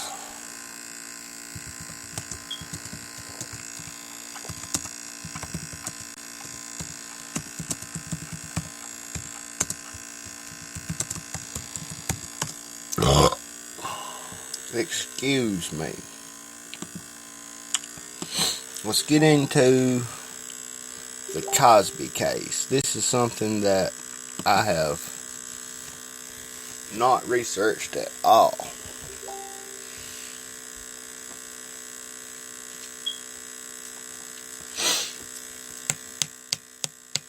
This article comes from Philly.com. It's a pretty long article.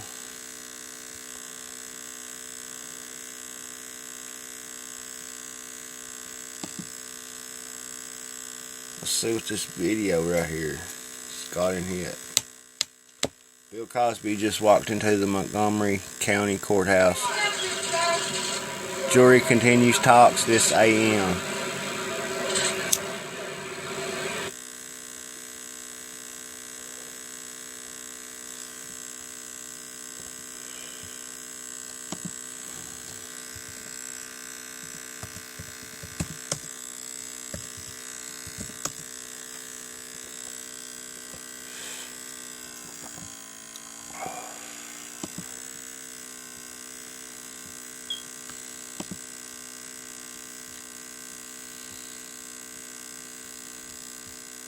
After 16 hours, Cosby jury breaks with no verdict.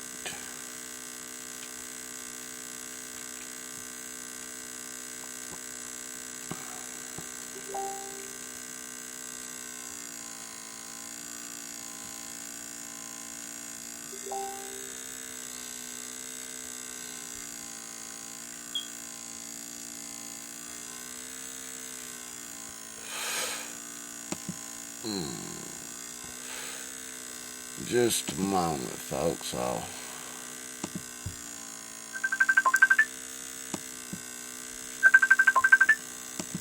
Never mind, there he is.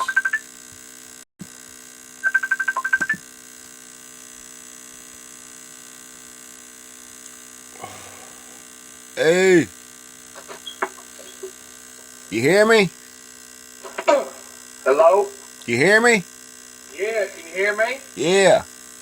Are we live, brother? We live. Wonderful, wonderful. How does it go on this lovely summer morning? It's going, buddy. It's 3 a.m. and I'm tired as it can be.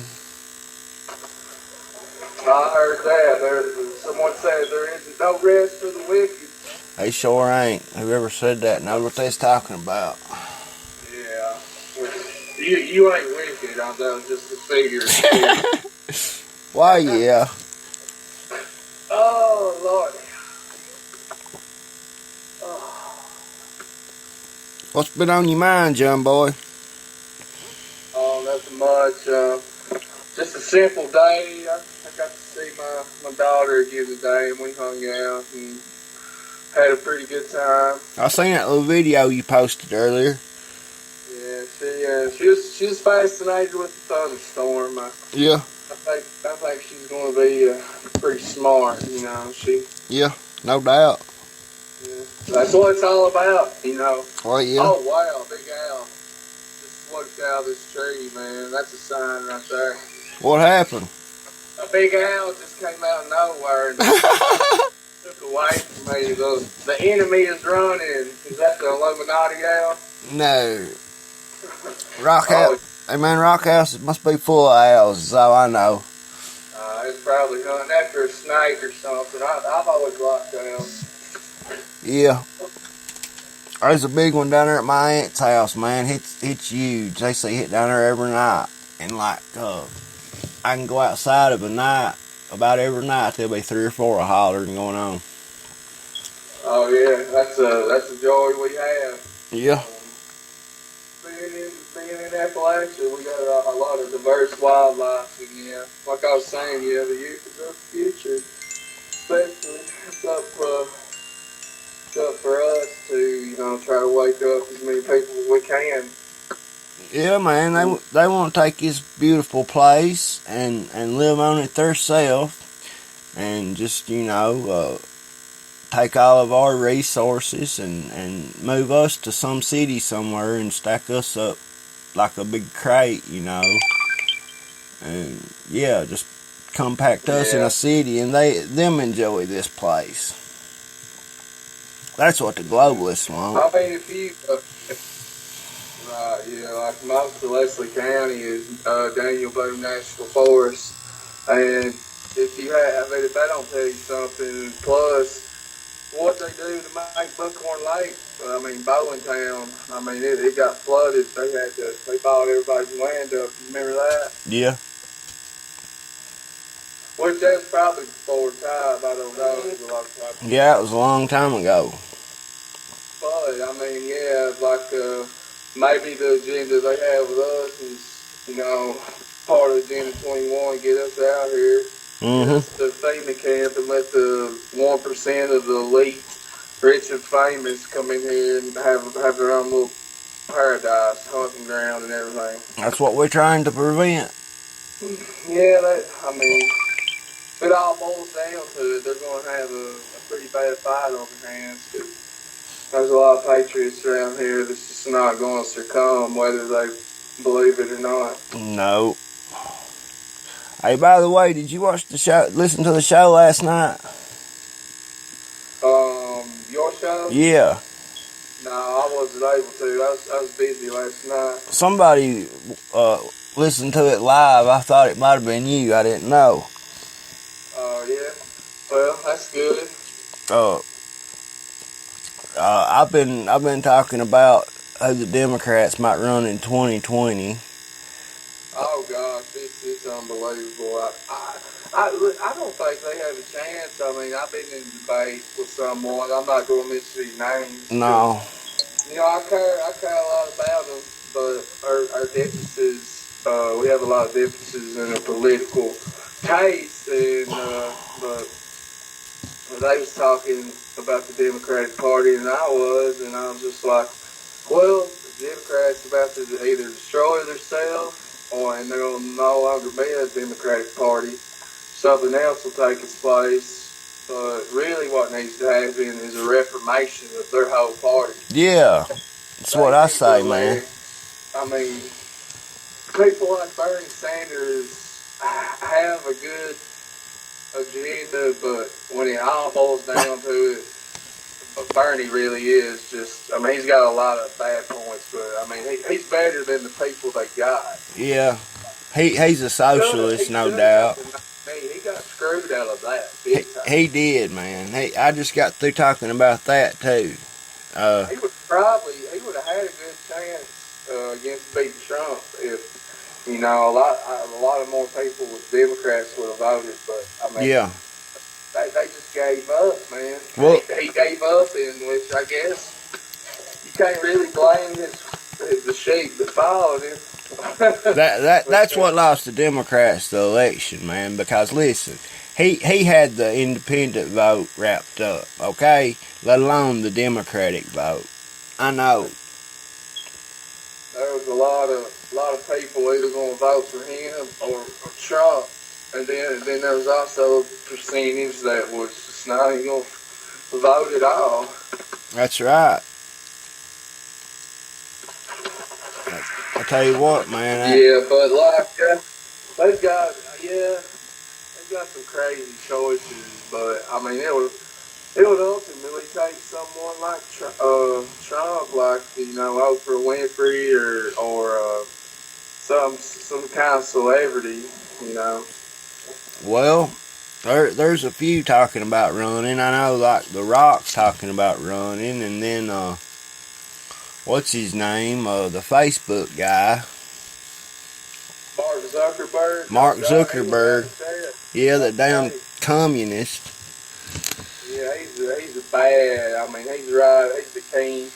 If he ain't one of the kings, he's one of the princes of the Antifa and all those communist, socialist, national socialist movements. Yeah, along with George Soros.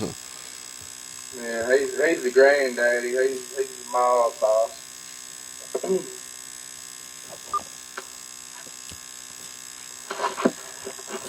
I still ain't got a lot of the stuff I ordered for the show, but I'm still waiting on it. Oh yeah. And I think I need to order me some more stuff for my microphone. I'm thinking I still ain't never got it either. Oh really? No. Order it off Amazon. eBay. I've never dealt with eBay. I've dealt with Amazon. They're usually pretty good. eBay's alright. I mean, you have to shop around, and find the best prices and stuff like that, but if I could get my microphone, I'll do a lot more stuff.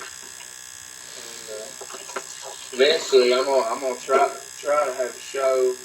And then, I'll help you co-host and stuff. But when I start out, I'll probably just do one show a week and just try to do a lot of different things, like maybe have a segment about local businesses and try to talk to local people in the community, like maybe, and even judges, magistrates, and other people, Yeah, I'd like to do that too, man. And then have like a segment on, then maybe have an entertainment segment where, people tell jokes and talk about sports, or, kind of like they done with Kill Your Radio when they had Thomas and Nico and them, but a little more political and a little more, talking about the community and stuff like that. Yeah. Yeah, I think we definitely need to be more local with it. I mean... Yeah, I like how you had music in the show, too. Well, the thing about that, man, like, every show that I put music in ends up with copyright claims on YouTube. So I try to stay away from that as much as I can. Yeah. It sure does. Yeah, check this out. I posted a video of me doing push-ups. And posted a video of Red Hot Chili Peppers, and it got took down for copyright on Facebook. Did you have it playing in the background, or did you add it, or what? It was just in the background. Yeah, man. How they figured that out. That's their algorithms, man. It like picks up. It's designed to recognize music, and that's how Google works. Yeah, that's right. They talk about that. I seen something. Anderson Cooper interviewed somebody, and he was talking about how, smartphones and Facebook pretty much controls your brain and how you think, and how everybody has anxiety because of phones. Like, there's algorithms designed to trigger anxiety in your brain, like when you get texts, notifications, and so on. It's part of the system they're using to... John, they literally control the future by controlling the upcoming trends. Think about that. That's scary as hell, man. I know, and have you seen the commercials for Intel on the artificial intelligence, where they're riding on a train and there's this little hologram talking to them? I ain't saw it, no. I look within the next 5 to 10 years, we'll have, holograms talking to us, popping up, teleporting, and robots, Yeah. We have robots in a controlled manner, but we'll literally have robots taking their jobs and being,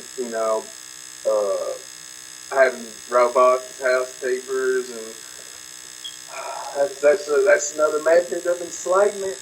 I'll tell you the scary thing about that is when they give them rights, man. That's really the scary thing. You look at these chimeras and things like that they you hear talk about sometimes, but not a lot, which stuff like that don't have rights. But they'll be wanting to give those robots rights. You wait and see. Yeah. I know, man. Did you see that video I posted there were some Christians that was protesting the LGBT people. I ain't saw it. I ain't saw it. And the cops was trying to run the Christians off, and the Christians was like, well, this is our free speech. Mm-hmm. And they were being real peaceful, and then all of a sudden the cops body slammed that guy, and I got into it on a thread over that with some people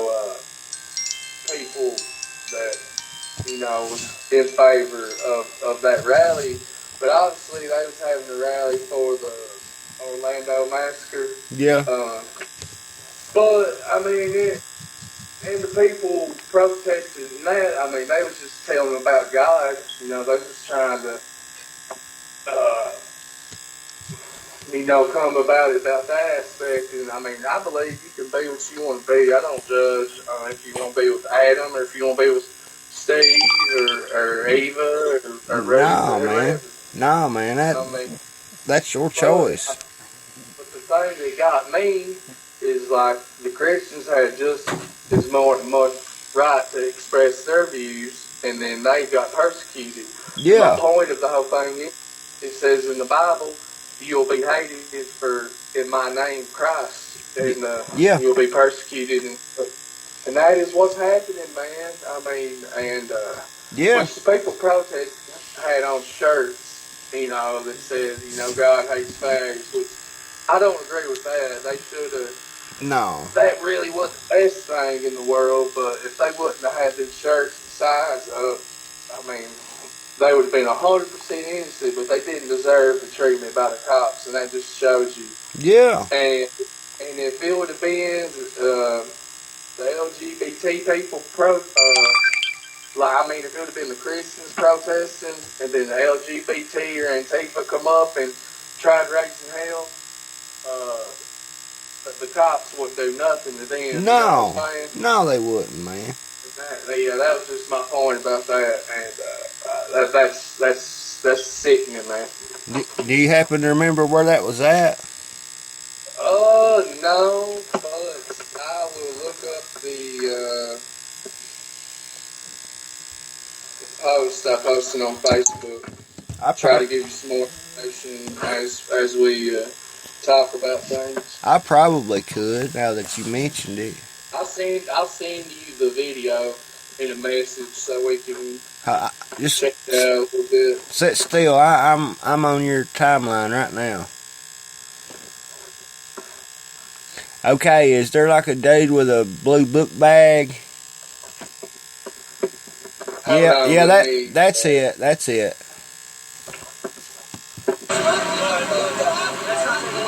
Are you on my timeline? Yeah.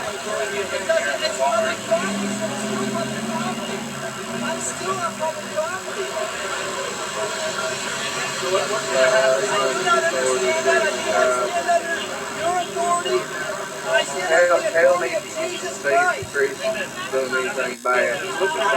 Hold on. One side. It went a little crazy, man. Where I got you on the computer and was playing that video on the computer too. Yeah, that was a little much. A lot of feedback. Yeah. Hold on just a minute here. Anybody out there who wants to follow John Wooten, you can go to facebook.com/John.Wooten.52. That post is up there on his timeline, about 2 posts down. You sure I've got a pretty baby, and I know it. Man, yeah, I appreciate it, dude. Man, she's definitely a blessing from God. She came at the right time. Yeah. It's just when you have a kid, man, there's nothing better. No drugs, no sex, nothing man-made, no feeling in the world better than that spiritual connection you have with your kid. No, I know, man. And that's why, that's proof. That's just another million, quadruple thousand reasons to believe in God that He can give you something like that. I actually found out something the other day. I think, I know that Nancy Pelosi, Maxine Waters, and there's a couple more. None of those senators have any children or grandchildren. Think about that, man. Like, the basic, I don't know what that sound is. I'm sorry, but like just anybody's basic needs or wants is in reproduction and making it better for the next generation, man. Like, and they wanna, yep. Yeah, man, ain't that scary to not want no kids? Yeah, it's like they don't really even encourage development of our species. Like, they want to do, like, if I was to do research, I bet money that fertility rates are down. I know they are, man. That's because of all the shit they do to our foods. Yeah. Styrofoam, plastic, all that. It lowers fertility. It really does. Chlorine. Yeah. Fluoride. Yep. It sure does. Yeah. And, and they take God out of school, and they encourage transsexual behavior, to be gay. Yeah. You know, I don't agree with it, but I'm not going to persecute somebody for it. But I mean, that's just the thing they do that I don't agree with most, though, is they try to sexualize children. They try to influence children in a way that they should choose their sexuality at too young an age. Yeah, that's like, I mean, that's just some straight up satanic shit. Yeah. Yeah, man, they teach you how to do it before you're even big enough to do it. Think about it. They're trying to make it to where pedophilia is okay too. Yeah, they are. And if that ain't the devil in our society, I don't know what is. Because there's been a lot of cultures and shit being okay with that type of immoral behavior. I mean, if you agree with pedophilia, you need a bullet in the back of your head, and I don't care who you are. I actually saw a article on Drudge right then. It said, YouTube star arrested on child porn charges. Hang on, we'll find out who this is. YouTube star Austin Jones. Austin who? Austin Jones is his name. He looks like a young boy. Is that someone from around here? I don't think so. The Chicago singer allegedly instructed young female fans to send him sexually explicit videos. So he didn't rape nobody? I don't guess so. It says he's 24 years old. How old was these girls? The fans were around 14 years old, it says. Yeah, that's not acceptable. No, it's really not. I mean, even though he's about those girls' age, he's a young adult, and he should act like one. I can understand. I mean, it still ain't accepted, but if she was like 17, about to be 18. Yeah, and her parents didn't care or whatever. Fine, and I mean, and it's like that, maybe they was in a relationship and it was okay. Because depending on your state, you know, so I don't know. I don't know. Yeah, man, that's crazy. I don't care how you go about it. That is. Yeah. Nancy Pelosi, Maxine Waters, Adam Schiff. guy's name? Adam Schiff. Yeah.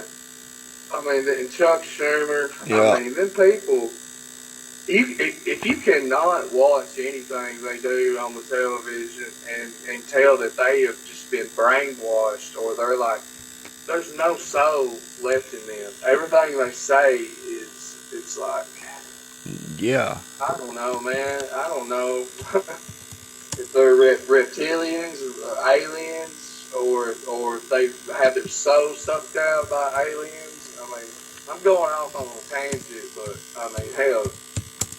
Well, the main line, the bottom line is that it's something evil.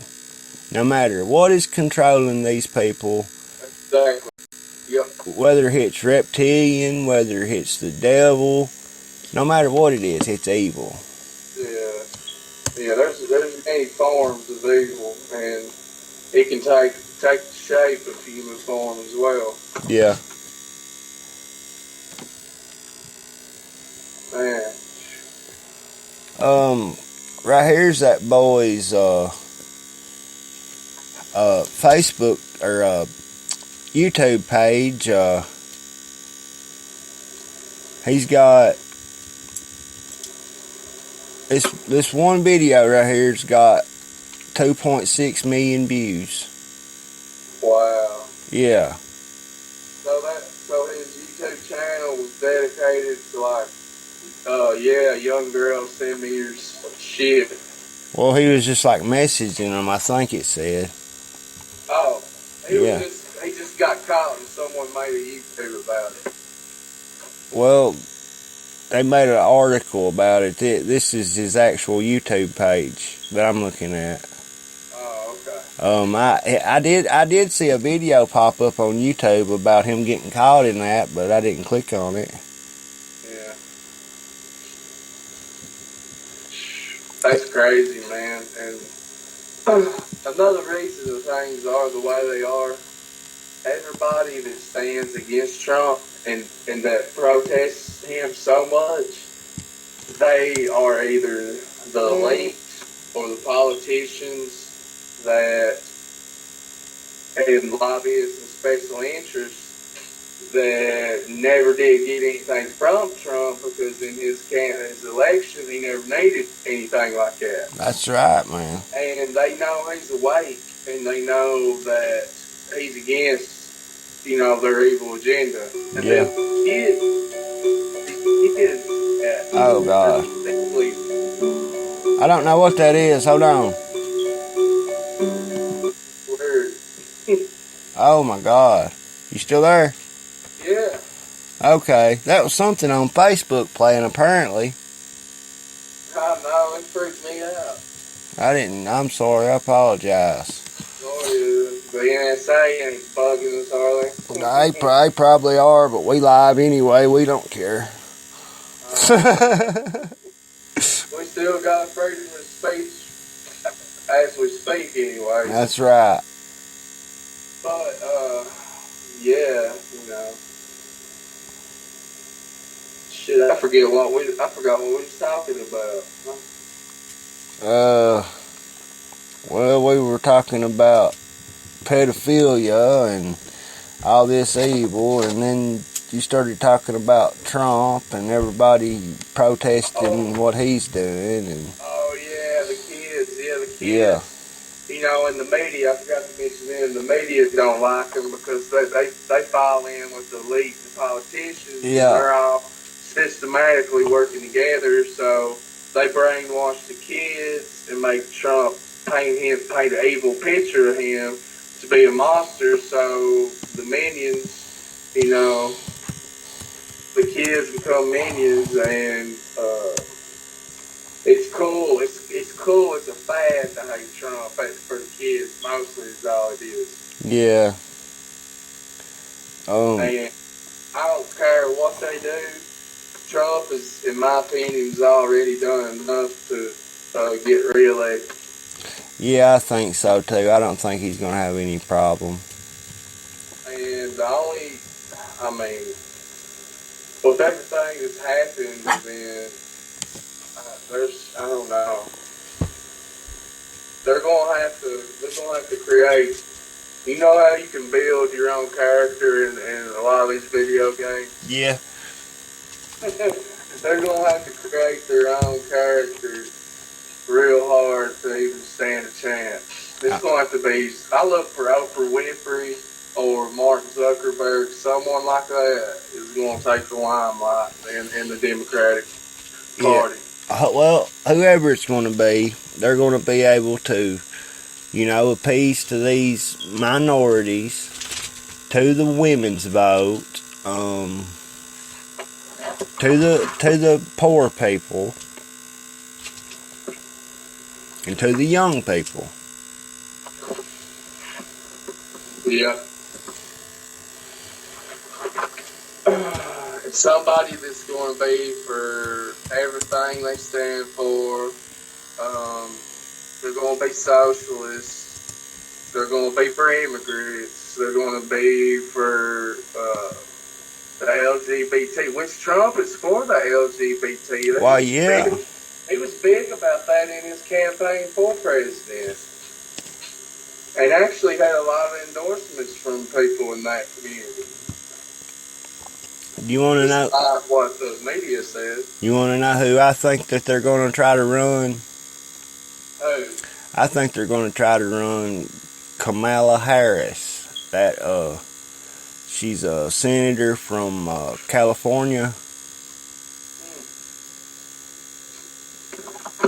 I don't know much on her.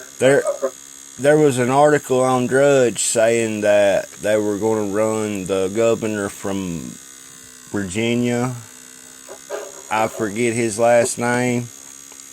Hold on, I'll tell you.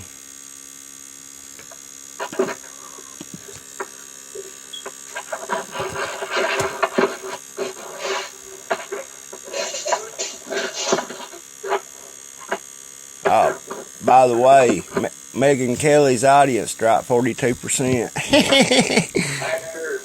the interview with Yeah. I reckon she, even from the Democrats and everybody, and Chelsea Clinton, did you hear about how they're all down in there for doing that? She hurt herself bad. So that's a victory for us. Yeah.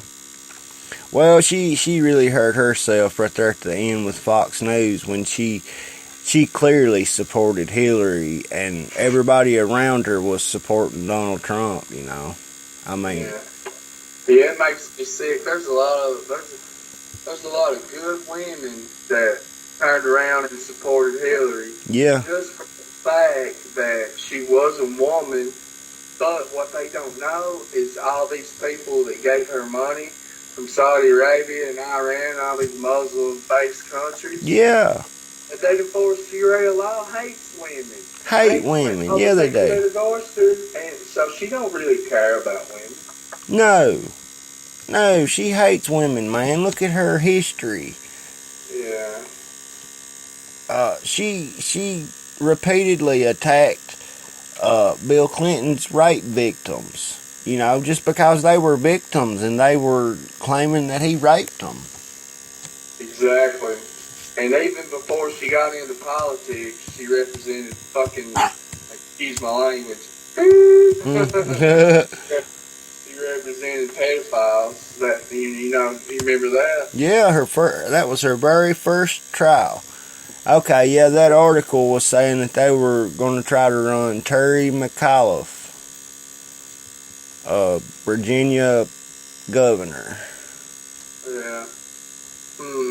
But I think they're going to try to run that woman. And I'll tell you why. Hold on. They got a better chance with Oprah. Well, I don't know, man. Listen to this. She served as managing attorney of the Career Criminal Unit in San Francisco District Attorney's Office. Hang on.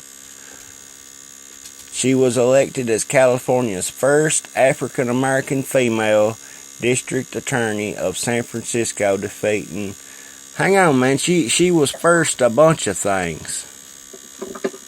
Wow. Okay, here it is.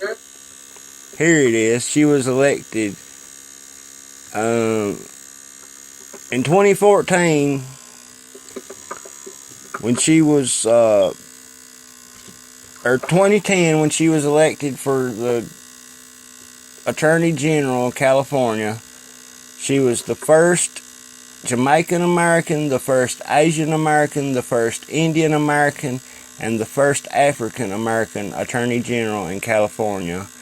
And also, yeah, and how can you be so many different things? well, she's just got that many different fucking bunch of race in her, man, I guess. Oh, so she's so diverse. That's what. Yeah, and not only that, becoming the first Indian American and one of the first biracial women alongside Tammy Duckworth and Catherine Cortez Masto elected to serve in the United States Senate.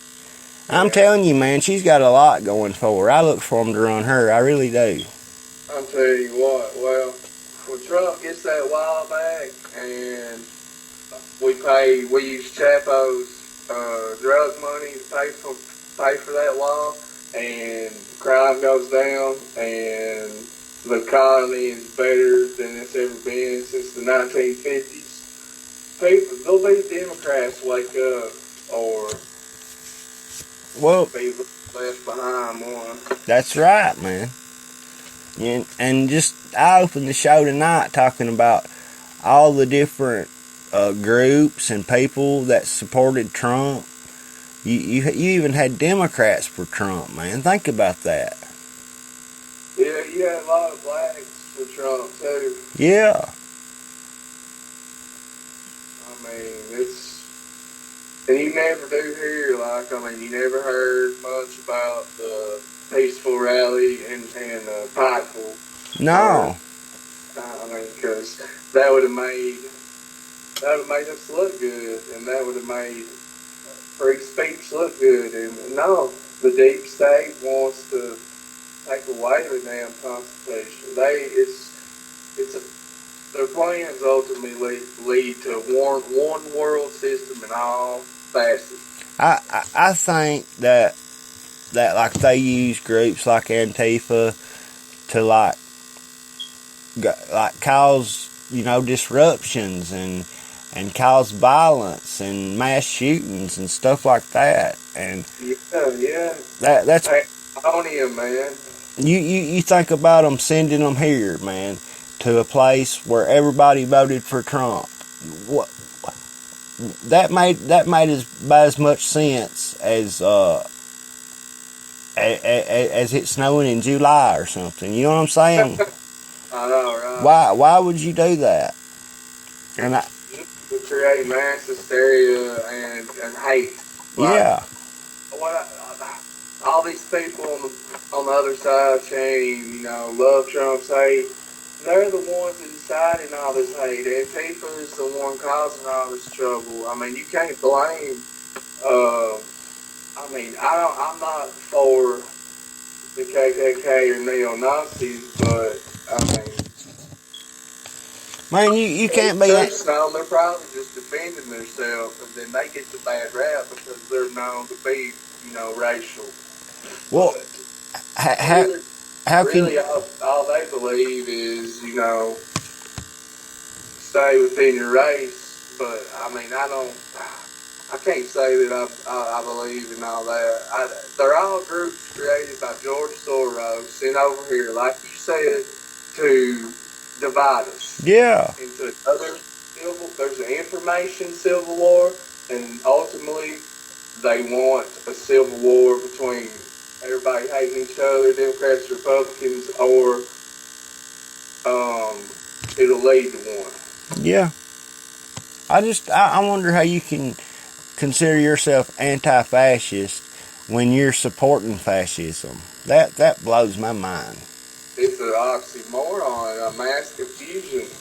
That's right. It really is. It really is. You said that right. Go on a little conspiracy route here for a second, but Go ahead, son. have you ever heard of the Illuminati card game? No.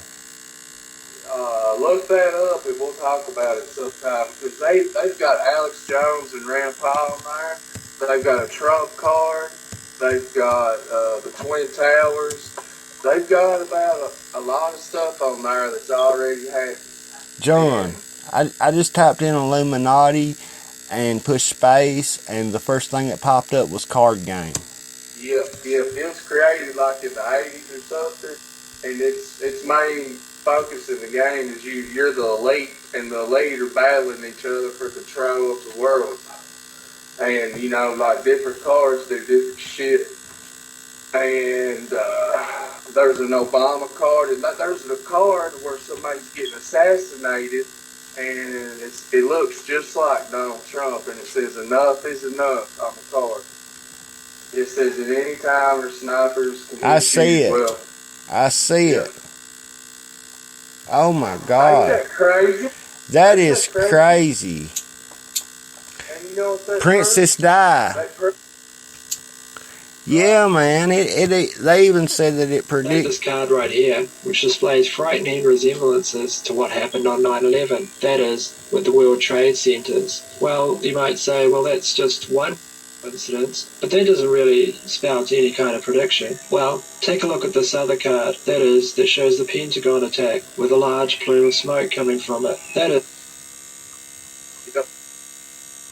Oh my God.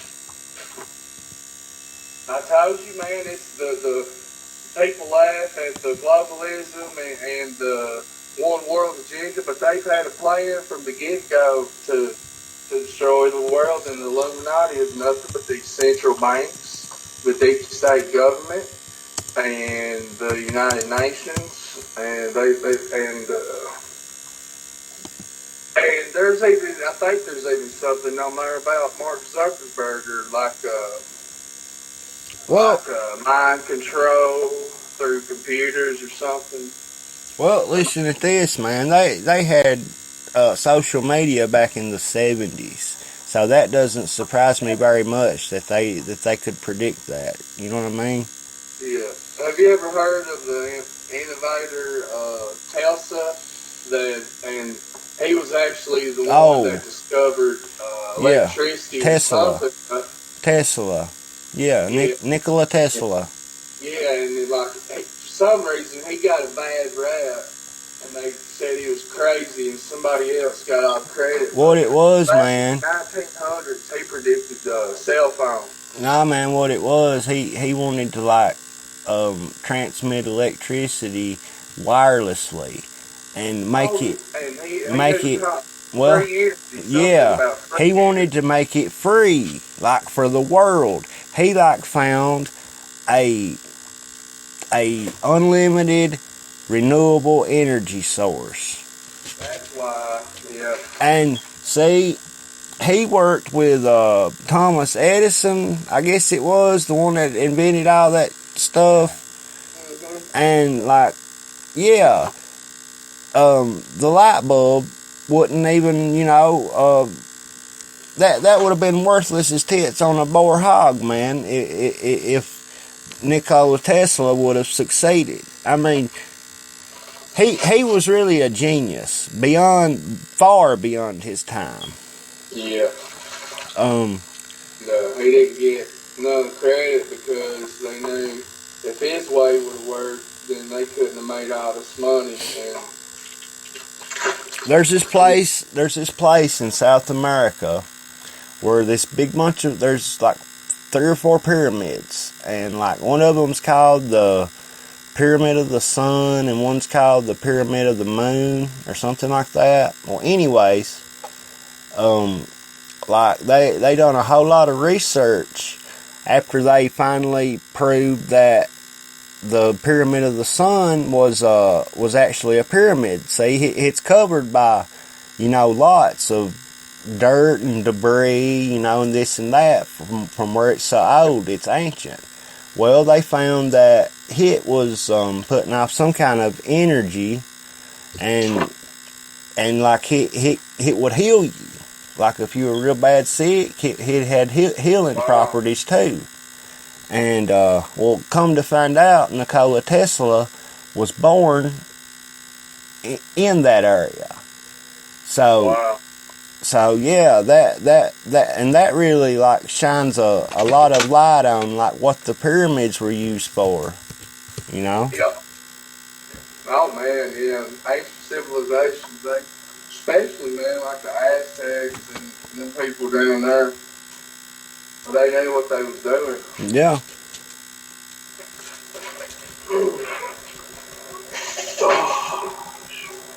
Well, check this out. Have you done much research into the Canaanites? The Canaanites, isn't that something in the Bible? Yeah, they were the descendants of Cain. Yeah. Oh, yeah, Cain. He's a bad boy. Yeah. Okay. Come to find out, they're the modern day Masons. Like the old blood of Masons. Freemasons. Wow. Yeah. I actually found that out. So, what are you saying? They tried to infiltrate the Masons, or they? Well, no, they are the Masons. Like they helped build Solomon's temple. That's where you get that's where the Templars come from. That's where the Masons came from. Yeah.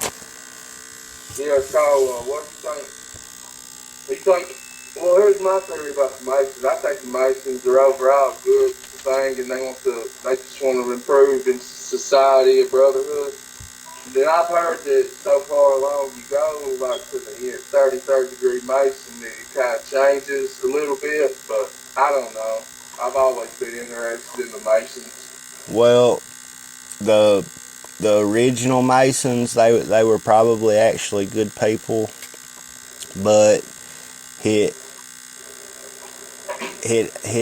like you said, yeah, the further up you go, the more you learn what you really serve. Mm-hmm. And when you think about it, the Canaanites, they were pretty much devil worshippers anyway, so that explains a lot too. Yeah. I've also heard in some video on YouTube that like pretty much the Masons and the Illuminati both came out in 1776. You can look it up, I think so. Before then, really. Right around the time of the Constitution, about everybody that signed it was the Masons except Yeah. one. And George Washington said there was a movement of a group trying to take over the Masons, and somehow they kicked them out. And they was in like Italy or the Vatican, and then that's where you get the Illuminati. So Yeah. the Illuminati tried to take over the Masons, and I don't know if they infiltrated them or what. But Yeah. George Washington wrote a secret letter or a warning about the Illuminati. I can't, and it's we'll have to look that up. It's not fake, Yeah. But George Washington, and a lot of people, man, they say, well, hell, I seen this on the History Channel or something. Like the reason George Washington won a real important battle is he had a vision. He seen like a thing of light. Yeah. And I don't know if it was. They tried to say it was an alien. This was like on History Channel or Discovery or something like that. But, Yeah. They try to. Probably an angel. It was probably an angel, but they're trying to say, oh, it was an alien. Yeah. Yeah, man, they try to push that alien narrative so much here lately, if you ain't noticed, on the History Channel. Yeah. I don't like that. Like, how come they have to influence history with aliens like that? That blows my mind. Well,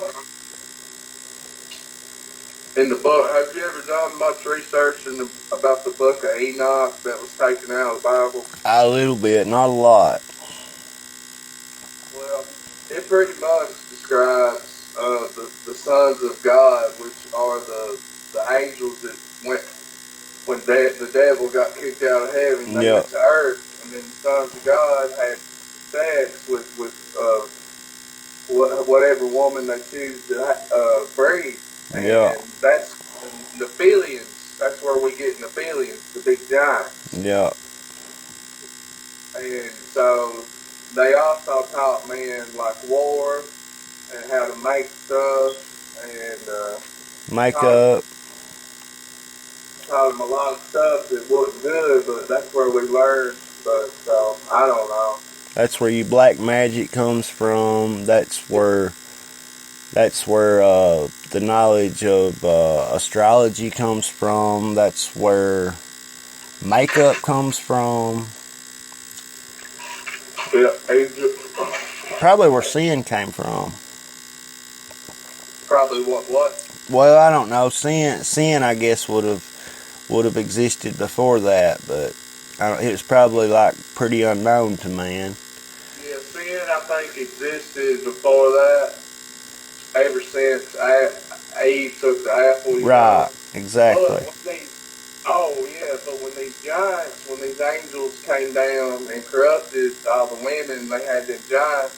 That's when God got sick of man and they become corrupt, and that's when he decided, well, a flood. I'm gonna take over the world. Because in the time of Noah, that's when the giants were. You know what I'm saying? Mm-hmm. So they were all wiped out, I guess. Okay, check this out. Have you ever researched the Titans much? Or Greek mythology? I used to know a little bit about Greek mythology. I know, you got the Greek gods and the Roman gods. They're the same thing. Yeah. But I'm not really sure about Titan. He was some kind of... Well, all of those Titans or gods or whatever, they were the result, more than likely, of the fallen ones breeding with earth women. So they probably was really real. That makes sense. It really does. And that's probably why they took the book of Enoch out, because it sounded too much like a fairy tale or a movie. Yeah. That's just another example of them trying to delete history. And that was the media back then. Think about it. Nothing's changed. No, nothing's changed, man. Dude, man, I've really enjoyed this show tonight. I think we went pretty deep. We have, man. We went pretty deep. I'm going to call it tonight. I've been on for almost 3 hours. I don't reckon. Yeah. So you got it to where you can talk longer now, don't you? Yeah. Well, John, I guess I'll let you go and call it a night and wrap things up. I'm tired, man. I'm gonna lay down. I don't blame you, man. Well, holler at me again, man. We'll talk about some other stuff going around this wonderful universe of ours. All right. You do anything tomorrow? I should be pretty late like this all night, any time after 12. All right. I'll probably holler at you and get you back on then. Yeah. That sounds good, brother. All right. See you later. All right. We'll see you, brother. Folks, that was John. John Wooten. He's a guy that I've known about all my life. He's one of the only people that I talk to about all this conspiracy stuff, but he's a pretty good boy. I like having him on the show. Folks, I hope y'all enjoyed this episode. If you like what I do, please like, please subscribe, please share those links. I need to get my viewership up. I'm about 2.1% into 10,000 views. And I need to reach 10,000 views by the end of this summer at least. If you could help me, I would really appreciate it. Anybody that would like to drop me an email, you can send those emails to thealexmorganshow@gmail.com, bigalmorgan@live.com, or alexmorgan9183@gmail.com. Follow me on Twitter, follow me on Facebook, all of social media. Again, thanks for listening. See y'all next time.